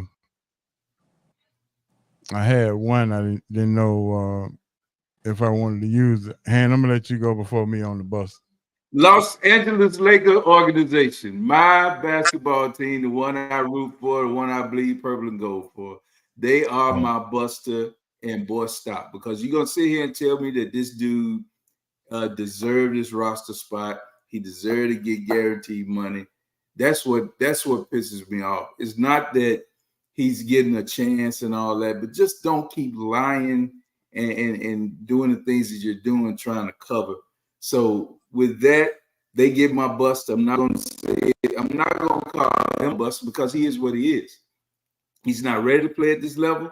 There's no way he should have been paid guaranteed money to be on this roster. It is what it is. So anyway, my bust is the LA Lakers. It's going to be a tough season. But okay. I'm a Lakers fan, now so that you said that, I figured out who my buster was. The Atlanta Hawks. The Atlanta Hawks, for still not figuring out what direction we're going in. And you had a chance, Hancock, to get Gary Trent Jr., who is a two-way player, a defender, and a scorer, and you allow Gary Trent Jr. to go sign with the Milwaukee Bucks, and now you got to face. You needed somebody who can protect Trey. And we talked about how Trey needed the ball in his hand, but who's going to be opposite of him that could guard the best defender and give you some scoring at the same time? But you allowed, because of no identity, you don't know what you're doing. You just allowed Gary Trent Jr. to go to the Milwaukee Bucks to strengthen their team. And me and you, and I think we talked about Gary Trent Jr. being one of those guys that you always say that let's identify somebody on another team that we can pull over to our team and let him flourish. But he was that guy. So the Hawks are my bust and my bust stop. All right, Bob, what you got? All right.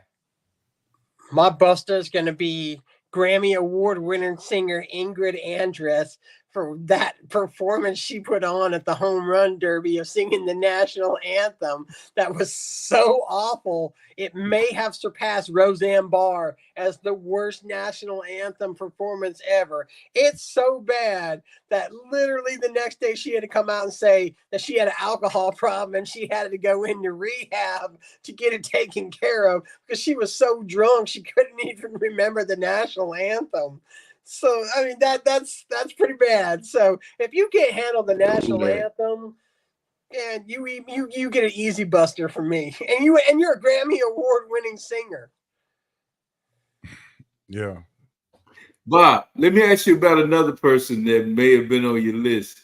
Are you familiar with Marion what's her name? Marion Morris, I think her name, singer. The one that had the split on with the skirt and she didn't wear any panties on stage. Oh yeah. Uh-huh. Marion Morris, I think. Now I heard about this story, and then of course I had to check it out, and so from the story I heard is that it was just like very like light leggings. But I done seen the video, and I ain't ever seen leggings like that. I'm just saying. No, it wasn't no leggings, big. Yeah, I'm going on 13 years of marriage. I ain't ever seen leggings that show the hole without eye. No. So I think her name is Marion Morris or something like that. But man, I couldn't believe that she was on stage. Yeah. I mean, that's one way to get some attention on whatever you're trying to sing. And to be honest with you, I don't know what she sings now. I never heard of her before, but I done heard of her now. So whatever she was trying to accomplish worked. Yeah. Oh, and I do have to take umbrage with you saying the worst national anthem of all time. I got one more to run in for that. Have you heard Carl Lewis is his rendition of the national anthem? If you haven't, please go to YouTube and check that out. Of whose? Carl Lewis. Carl Lewis. Oh, yeah, I've heard that before. That was pretty bad as well. maybe I think I'm gonna hit up Twitter tomorrow, and I'm gonna ask, what are the 3 worst national anthems of all time at any NBA or any sports national anthem? I'm curious. I mean, because that one was pretty bad. I think Roseanne Barr is still number 1. She just screeched and screamed through it, but I mean, this one was pretty awful. I mean, Twitter, Carl looked like he tried. Yeah, Twitter really Carl looked like he tried to sing. Yeah, Twitter really didn't exist when Roseanne Barr sang hers. This poor girl was trending on Twitter number 1. She was so bad. Yeah, I agree. Yeah, all right, with that being said, fellas, we'll go jump into our roundtable discussion. We got to push this thing a little fast since we've gone a bit over. All right, let's start with this. NFL bold prediction for the year. Do we have any bold prediction that we're gonna spit out for the year? You want me to go first, or anybody want to go? Yeah, go for it, big home. My NFL bold prediction is that Tom Brady would not finish the season as the number 1 analyst on Fox. Wow. Why not, big home? What do you see in that? I think they pushed him into this.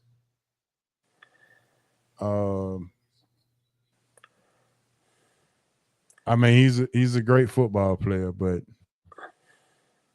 it's a different animal when you start trying to break down and explain to people what's happening on the field. It's not, this ain't the locker room. This is national live TV. I think Greg Olsen that's the thing. gonna grab it. You don't think he has the personality or charisma? His personality or charisma has been coming through on some shows I watched. That's what. Now the difference with when I saw the other Hall of Fame, which was Joe Montana, he was horrible at it. But I've seen Brady, and he seems to have a pretty good handle of handling this. I want to see. I don't know, big homie. I'm gonna see. That's a bold prediction, though. That is a bold. That's why bold prediction. Yeah. So okay. That's mine. All right, what you got, Han? Man, I didn't have one. When I saw this question on the show, I was trying to think of one, but I hadn't been on, getting my mind on NFL yet. So, Bob, you're going to have to rescue me on this one. Well, I have one, but I'm gonna go off of HO on this one. If you go with the bold prediction of Tom Brady not lasting the year as an analyst, I say Tom Brady ends up quarterbacking the New York Jets when Aaron Rodgers goes down again this year. Because the Jets they have talent even after Devontae Adams won him with the Raiders. I mean, but I guess that all depends on, I just think that the Jets have the weapons around in place because they went and got Aaron Rodgers, to where if, another star quarterback was to come in, that it would be easier than it would be right now than going to the Raiders. I think the Raiders are more than a few position players away from being contenders, as opposed to where the Jets are a quarterback away from being, contenders. I think if Rodgers stays healthy, they're going to be a team, and which is also a bold prediction. So, yeah. But this is gonna shock y'all. Yeah, my bold prediction this year. That helps my bold prediction then. I think the Atlanta Falcons are an NFC championship team this year. NFC championship game will have the Atlanta Falcons in it this year. The NFC championship game. Wow, that is bold. Mm-hmm. Right. They are as loaded on offense as I can remember a team being, with young, exciting, power playmaking experience, with a quarterback that knows how to utilize that type of talent. As always, when it comes to the Falcons, health plays a big part of that. You know, Kirk Cousins has to rebound from his injury, but if Kirk Cousins is 2/3 of what Kirk Cousins could be, that young talent around him will make up for that other third. They are the most exciting offense in the NFL this year to me. Yep. Hey, so with you saying that, Bob, I got somebody in the chat they got something for you. Hey, shout out to Tracy Hart. She's down in Louisiana. She's a Saints fan, and shout out to Tracy and her mom, Mama Hart. They down there listening to the show in New Orleans, baby. Tracy, my thoughts and prayers are with you because it is going to be a long run before the Saints ever see playoff football again. And you enjoyed that run of winning while it happened. And that's great that they did that. But we talked earlier about what I hate about Major League Baseball teams putting their chips all in for a little period of winning. That's what the Saints did. They manipulated the salary cap to make themselves a winning team for a period of time of Drew Brees being there, which is exactly what they should have done. But now that Drew Brees ain't there to be the savior no more, they got no money. They got no talent. Their drafting sucks. They keep drafting fat players that don't make the NFL. So, sorry, it is going to be a long time. You're going to see New Orleans football like New Orleans football used to be before Drew Brees came in. All right, Han, you got Cuzzo. Yeah, I see Marty Martin. I appreciate that, Marty Martin. I hope you're right. But I hope the one thing that comes through, they don't make one more move and pay Dak. I hope they let him play out his contract. So that's what I'm hoping. I don't know if that's gonna happen. I hope they don't pay him that money. I hope they let him play this out. Tracy got a comment for you. Even Miss Cleo can't help that team. I'm sorry. Oh wow, that's all right there. All right, so Bob, we'll see. All right, we done moved on to the predictions, and now we got to let's go to the real top story. Brandon Ayuk trade request. Did the 49ers box him in, or this is the game plan all along so they can get rid of him, or is Ricky Pearsall, do they trust him that much to trade Ayuk? And if he's getting traded, then who gets him? Yeah. I think the 49ers kind of the blow up of the salary for the wide receiver kind of hampered them in this. I think they had him slotted for about $26 million. And then you saw other people get close to 30. I think Amon-Ra St. Brown got a $30 million deal. And I think somebody before him got like a $28 million deal. So they didn't sign him in the offseason early going into the year, whatever, when they had a little. And now that this salary has jumped up, he's seeing Amon-Ra with similar numbers to what he has. And he's like, you offer me 26 and 25 when the going rate for somebody with, all pro wide receiver like me with the numbers I put up is bringing in 30 million now. So I don't think they want to pay that much because I think they're tied into Debo with money. And the other thing that he feels like is a slap. You tell him that you don't have money, but then you just re-up your running back who was already paid, and you increased his dollar amount. And now when it's time to pay Ayuk, you don't want to do it. So I think that's going to be a problem also. We'll see. I don't know how they're going to resolve this because I don't think he's going to budge. So I think the trade is going to happen for this to work out. And maybe it's a Devontae Adams swing. Maybe, or maybe you swing him and Devontae switch places. You know, he goes over to the Raiders, and the Raiders, send Devontae over there to the 49ers. Okay. Bob, you got anything on this? He ended with what I was just about to say. The perfect trade spot for him right now is Las Vegas. I mean, you've got two disgruntled wide receivers. Let's make a deal here, and make it happen.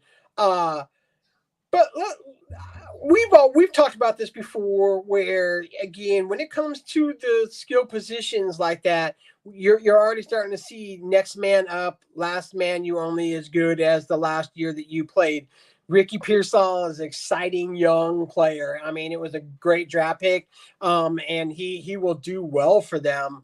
But you could start to see the writing on the wall with this happening right off the bat. When he wasn't extended early on, and he was putting up numbers, that tells me as a player, okay, obviously they don't see a future for me with this team. So he has, every right to demand to be traded. He knows that he's not getting an extension with them. So, and in the NFL, where you're only one play away from being out of the game forever, it's so important to get your guaranteed money before you step foot on that field again, with the possibility that your career ends on the very next time that you get a ball thrown up the middle and get smacked.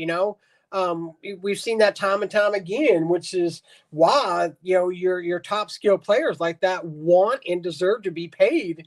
And so I think you have to look at the teams that could really realistically get him. I mean, and who will put the money towards an extension like that, because the top tier teams really already have their position players locked in and under contract. And so you may, if he wants to get paid, it may be on a team that's not necessarily right now a championship team. And I have a hard time believing that he wants to go from the top of the mountain to the middle of the mountain, so right. That'd be something that's interesting to play out and to see who's available. But you're going to start to see this movement of star players like this really, really, and I think you saw it earlier in this offseason in the NFL.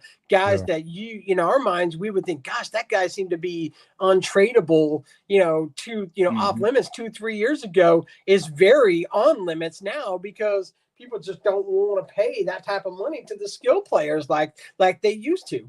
So the question is, and I think one other thing that's happening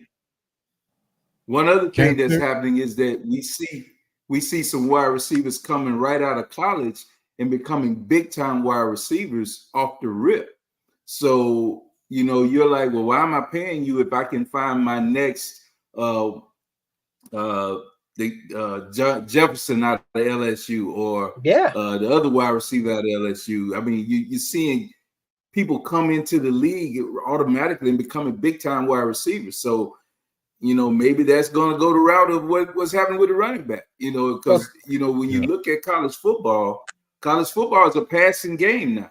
We see it happen over and over. They're throwing that football around. So you're getting more wide receivers, a lot of 707 camps, with people that run professional routes. So I think that's what's happening. And, especially when you got a mind like Shanahan, he's like, my system can make this guy an all-pro wide receiver. So I think he's looking at Pearsall maybe to come in and do that. Can San Francisco win a Super Bowl without Brandon Ayuk? 100%. They almost won one without him last year. They didn't throw to him. They wouldn't throw to him in the Super Bowl. So yeah, I mean, you see what I'm saying? Yeah. Okay. There's not a drop off. We're not talking about an unskilled position player taking his spot. Ricky Pearsall has a chance to be that guy just as much as Brandon Ayuk was that guy. Yeah. Exactly. All right, real quick, fellas. We got 30 seconds on this. What is a fair way to judge a kid that is a former player's kid coming up, like a LeBron James, a Cayenne Anthony, a Gilbert Arenas? What is a fair way to judge them without judging them? Judge him by his play, not his name. That's what the main thing right there. We touched on this earlier. You got to judge him by the play on the court, not by the name on the back of that guy's jersey or Bronny. You can't. The hype machine has got to die down. The reality machine of what they're putting on the court in games that matter, and stuff like that's how you got to judge them. That's the only way it can be judged, because it's just not fair to those guys. I mean, I don't think Bronny cares, but what we have to think about that he's now a player for the LA Lakers because of his last name. But yeah, to me, it's got to be judged by their on court talent or on the field talent. Well, let's be fair. LeBron James Sr. put the target on his son's back with the chatter and the talk. So yeah, the first thing we got to do is tell the parents to shut up and be parents. That's the first thing we got to do. Do not put any extra targets on the kid's back. That's the first thing. I just don't. And I agree with you, Bob. That's. Go ahead. I agree that that's true, big homie. You shouldn't put that target on it, but it's going to be hard anyway, because the expectations are going to always be there when your father's that great, or when your father's in that prominent position. We talked about Kobe being able to be what he was because Jelly Bean wasn't a Hall of Fame talent. Dale Curry could shoot, but Steph Curry took it to a different level. He wasn't, he didn't come in saying you have to be the next Dale Curry. Nobody was looking for him. I mean, the thing that's a shadow that's cast with greatness that there's no way to not look at a kid and say what he needs to be or expectations are not going to be there. It's going to happen. It's just because every time you grow up in that house, when you come out, from the time they go and play college basketball, high school basketball, rec basketball, somebody's in the stands saying, you ain't your daddy. You ain't good as your daddy. You'll never be. Or you can't. It's just, it comes with the territory. It just is what it is. And you can't add no extra on there. And you cannot add. I don't wish it upon any kid. But I don't think there's a way you can stop it. I don't think there's a way you can stop it. But let me ask you this then. Is it fair to say that based on how that we judge the kids based on how well their parents did, like you said, Han, Dale Curry won the Hall of Famer, but he can shoot, but he wasn't no star. He wasn't a game-changing thing like his son was. So when his son came into the league, it wasn't no expectation because his son Dale just played in the NBA. But if you ask he had expectation, big homie. Yeah, he had expectation because of what he did at Davidson. Yeah, but not the expectation that he. Yeah, but I'm talking about the expectation that he actually garnered. He didn't have those type of expectations. Yeah, he didn't have to measure up to a LeBron James. That's my point. That's what I'm saying. He didn't. His dad didn't cast the shadow that LeBron cast. We're talking about one of the arguably the best player of all. It's going to be argued greatest of all time. I don't think Dale was ever said to be the greatest, argued as the greatest shooter of all time. He was one of the best shooters of all that we've seen. But whenever people mention him, they didn't say he was one of the greats of all time shooters. You know what I mean? But you know what, Han, to your point, Dale did start to get any kind of recognition until Steph got in the league and started being the best shooter. Then all of a sudden it was Dale. It's Dale's son, which was a great shooter. It's funny how that worked, right? Yeah. Hey, H.O., I was saying, H.O., put that comment you just put up just a second ago. Put that back up for me real quick because I want to answer that. The one about Carmelo and that right there. So here's my answer to that. The reason that Carmelo doesn't make any phone calls like LBJ did is because Carmelo ain't in the league anymore. If Carmelo's in the league, he's making those backdoor calls to get his son in the league to play with. Every dad wants to play with their son. I mean, especially if you're as good as Carmelo and LeBron were. I mean, again, even though we're sitting here and we're talking about the expectations put on a son or stuff like that, in all honesty, the best place for Bronny to be is with the LA Lakers. Who is to bring out the best in what he's going to do in the NBA than getting to play with his dad? His dad, I guarantee, will bring out the best in him and help him grow into being an NBA player. Our argument here is he only got in because of his dad, which is the truth. He would not have been a drafted NBA player. He would have got a workout somewhere. I mean, easily. I mean, it's not like he's a non-talented basketball player, but he wasn't a draftable NBA talent without his dad being who his dad was in the NBA. That's how he got his chance in. And that's fine. That's okay. His dad will get the most out of him. But what's the most going to be out of him? A 10 points a game, 8 points a game, a few assists, people are going to go in expecting him to be the next LeBron James, and he's not going to be the next LeBron James. There is no next LeBron James. Well, I guess you got a response there. Yeah, you'd be surprised. I mean, again, when it comes to your kids, you only want the best for them. I mean, that's the thing. Dads will do whatever they got to do to help their son out. I guarantee you that when it does come time, we'll see Melo maybe more involved in than, he's still so young and just going into college.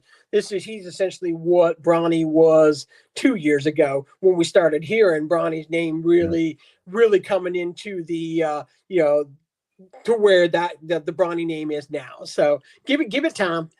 Okay. All right. Real quick. 18 game schedule. Yes or no? NFL 18 game schedule. Yes or no?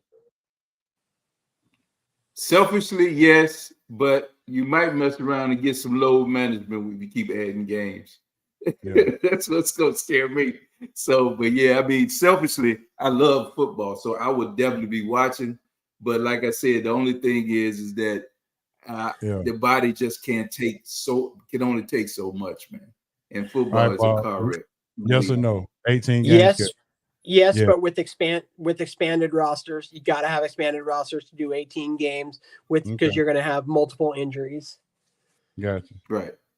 All right, fellas, we already over. So if we already over, we might as well just keep rolling because I got these SRT fun bags I got to ask.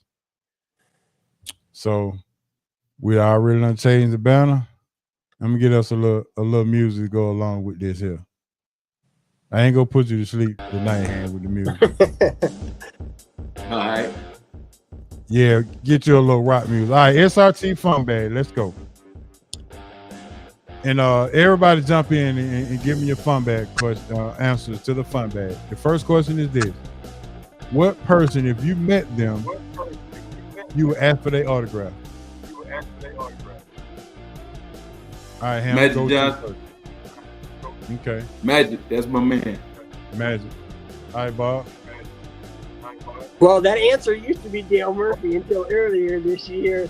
For me, shoot, I've gotten to meet so many.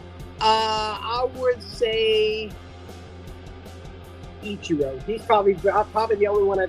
King Griffey Jr. That's probably my answer. I wish I could have King Griffey Jr.'s auto. Yeah. I'm going with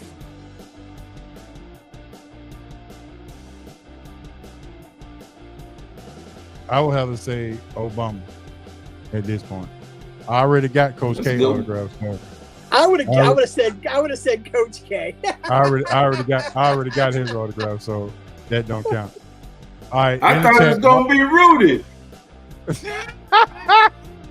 I would die for Michael Jordan's autograph. I mean, I ain't gonna lie. I mean, I think we all might have. Hey, you might be right. If I did see Sean, I would ask for his autograph. Or see Rudy, I'm sorry.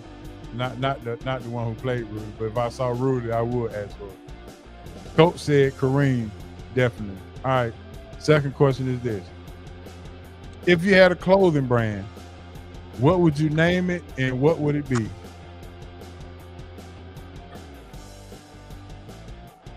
Well, I used to call my clothing brand Butternut Fashion, so it'd be Butternut. There you go, Butternut Fashion. Where'd you go? What kind of items you got? Oh, we're gonna have sports apparel. Sports apparel, Butternut Fashion. Sports okay. Apparel. Yeah. All right, Bob, what you got? Man, neat autograph. If I had a clothing brand, I'm all over the place. So man, I don't know. I have no clue. It would be something sports apparel. That's what I love. This is what I wear. So Yeah.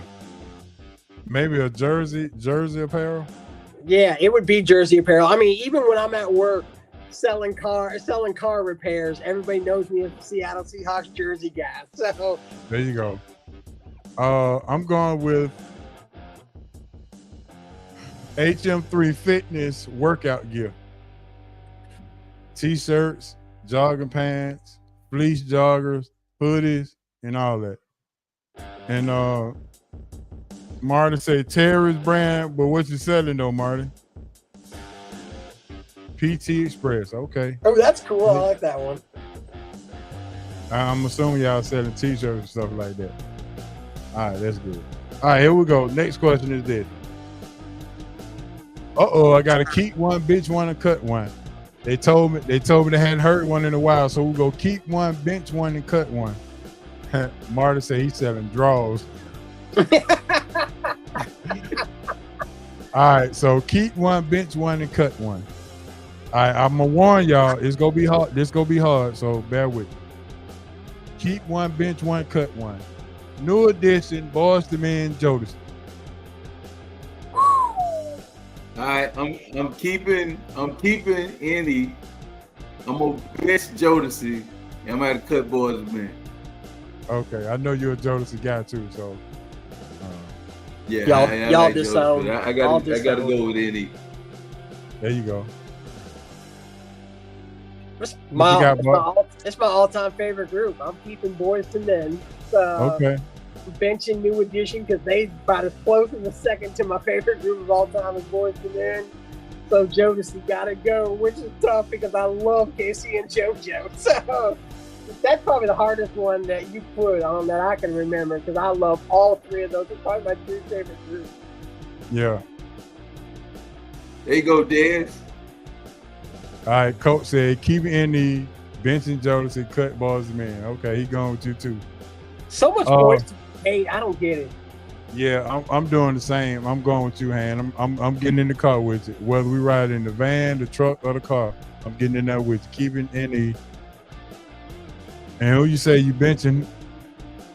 Oh, you keep benching Jodeci. I'm gonna bench Jodeci, bro. I gotta cut. Yeah. I gotta cut the boys. Yeah, okay, I got it. I'm with you on that one too. All right, Marty say he keeping Jodeci, benching Andy, and cutting Boys to Men. Okay. All right, So much disrespect. So much it is. Yeah, it's disrespect. All right, so this is a good one too. Going back to the old school. When layaway became available to you, how much did you use it and did you abuse it? I didn't never get it, but my mom did.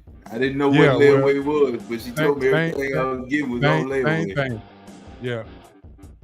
Yeah. I think everything I owned as a kid was from Kmart because they offered layaway. So there you go. Yeah. I remember like the first time that I got enough money to like buy Christmas presents, for my family and stuff like that, and knowing that you could put like $50 of stuff worth on layaway, and so I could take my $5-10 allowance and pay for my own Christmas presents for my family. So there you go. That was such a long time ago, but I can always remember being dressed up in Kmart stuff because they offered layaway. Oh man, Coach said his first TV was on layaway. Hey, did you It's probably one of the big hoop booty TVs, I'm sure. Yeah. Let's see. Marty say he never used layaway. Mom didn't either. No experience with layaways. Okay, cool. But you know what they call layaway now? Credit card. Afterpay. Except you get to own you get to use what you put on layaway while you still pay for it. The credit it's card called is just Afterpay. layaway. Yeah, Afterpay. Yeah, Afterpay. I'm a sucker for Afterpay. Yeah, Afterpay is it. All right, my last question, fellas. They just call it. It's called debt. Yeah, that's what it's called. It's called debt. I got another. I got to tell you what mine was. Layaway for me when it first got introduced to me and I started to use it. Yes, it was. I was using it all the way live. I take my tips that I made at the Magic Pan and go down there and give me some Stan Smiths and put them on layaway. Yeah, Coach said it was a flow model TV. Nobody could steal it. It was too heavy. Flow model. Yeah. Yeah. And then when you were ready to get rid of it, none of your friends wanted to help you move it. Exactly. Yeah. You just sit out there on the curb, put it on. Flow model put it on. became part of the furniture. You just put something on top of it. Yeah, put the flowers and stuff on top of it. Yeah. All right, my last question. Keep one, bench one, and cut one. Laser eye surgery, dental implants, or laser lipo? What was the second one? Dental implants. Ooh. I said keep LASIK surgery. I mean, that seems to be to better a lot of people's lives. So I'm gonna keep LASIK. I'm gonna bench dental implants, and I'm gonna have to cut lipo. Okay. I keep the dental implants. I'm gonna have to bench. I bench the lipo, and I'm gonna have to cut that laser stuff, man. I'm scared of them cutting a Zeman in my eyes. I'm sorry about that. I can't do it. I'm sorry. I'm scared of that. There's a reason we wear glasses, though. Exactly. Yeah. I'm trying to see.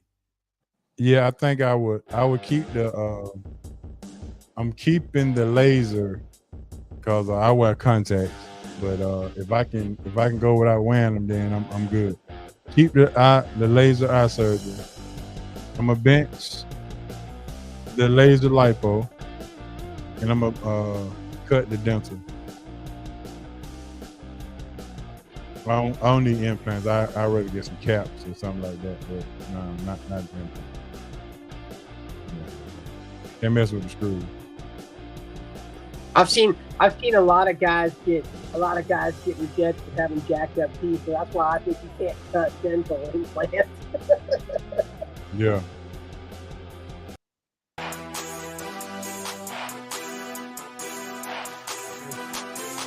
Last question. Nobody has responded to the last. Guess they trying to keep it personal and private.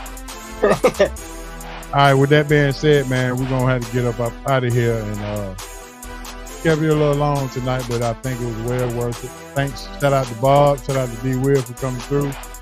Shout out to my main man Hancock. Another great show, Han. Appreciate that, big homie. Bob, you're always welcome. Appreciate it. Yeah. Marta said the last one was dangerous. Yeah, that is dangerous, but it's everyday life. Shout out to the tenants, shout out to everybody who keep rocking the SRT crew, man. We surely appreciate that, man. And as always, man, much love to you. Make sure you go to our YouTube page, like, subscribe, hit the notification bell, let you know when we go live. We go live each and every Wednesday night, 7 to 9 o'clock. You can catch the SRT Sports Talk Radio on YouTube, 2705. Yes, sir. And if you're interested in reading the book, go ahead and go to HM3 Inspires and get that Stretch Your Mind book. As Bob said, he got one. He got a book by his. There you go. Every day. Every day. How much has it stretched your mind, though, Bob? Let's be real. I love it. It's a like I said, it's a daily read, and especially now, you know, it's when you're down and out there, you got to build yourself back up, and it's a good book to read for that. There you go. Absolutely. I appreciate that, bro. We go to hm3inspires.com. Pick up the best-selling book, Stretch Your Mind. And I got the Hancock, you'll love this one. I got my next book coming out is The Journey from Bankhead to Buckhead. Yes, sir. We go rock and roll with that one. It's the journey of a young man who grew up in the hood on the west side of Atlanta. Bankhead! Going to school in Buckhead. Now, how did that happen? Bankhead! You know, so that's going to be my next book. Yeah, grace God. You wouldn't believe it. The story is unbelievable. I'm trying to see if I can get Will Packer maybe Tyler Perry get some different opinions if he do this book, do the story on this one. But we'll see. But all right, Han, give me your shout out. Hey man, just shout out to you, big homie. Keep putting that scripture down, baby. Appreciate you coming through, man. It's always a pleasure. And shout out to all the tenants, man. Everybody that listening and participating in the show, man. We're just gonna keep this thing on track. And shout out to the fam, man, down there in Houston. I know they're going through it down there, but I want to shout out to all my people get through this trying time they're going through. All right, Bob, what you got? I just want to shout out everybody watching, chipping in with some thoughts. And, without you guys watching and chipping in with thoughts, we just talking to ourselves. So, we all know our opinions, so it's good to hear other people's opinions out there. And then a shout out for the 2-hour distraction. It's hard being without my biggest fan. So I'm always happy to have a distraction and talk about sports. It's my favorite thing to do. So I'm gonna give y'all a sneak preview of the journey from Bankhead to Buckhead. I'm gonna give you 3 things. 2 gonna be true and 1 is gonna be false. Only thing you gotta pick out is which one is false. Y'all ready? Let's do it. All right. I'm ready. I was a all-state athlete in football, basketball, and baseball. I once stayed out over the weekend, Friday, Saturday, and Sunday without my parents knowing where I was. The third thing is I went to the prom in the 9th grade. 2 of those things are true and 1 is false. I think to me, I think you seem like you were the good kid. So I think you never stayed out late without your parents knowing. All right, you going with that? Yeah, that's what I'm going with. I'm going with all-state, and I thought you were in basketball and football. I didn't know about baseball, so I'm gonna go with that one as the untrue. All right, Dad said the third one is. Because I know I remember you telling me you stayed out all day. Dad said the third one is false. All right, so Bob, I did stay out all night. I mean, I'm as good a kid, as good a guy I am. I had some discrepancies early on in life. I mean, it wasn't purposely, but I mean, I didn't have anything. But the false was, I did not go to the prom in the 9th grade. But I was all state in every sport except track and wrestling. But now here's the real question though for the book. Do you still remember the person you went to senior prom with? Yes, I went to the prom from the 11th grade to the 11th and 12th grade. I went to the prom 4 times. That's pretty good. I can't remember the name of the girl I went to prom with. Yeah, I remember that. But anyway, man, that's going to do it for the show. We appreciate y'all getting entertained by my main man Hancock, me, and Bob and D. Will, man. So with that being said, we're going to get up out of here, man. So with that, let's go, Han. Let's roll. Boogie, I'm headed home, baby. It's your main man H.O. from Bankhead, R.I.P. Moms and Pops, and R.I.P. BC.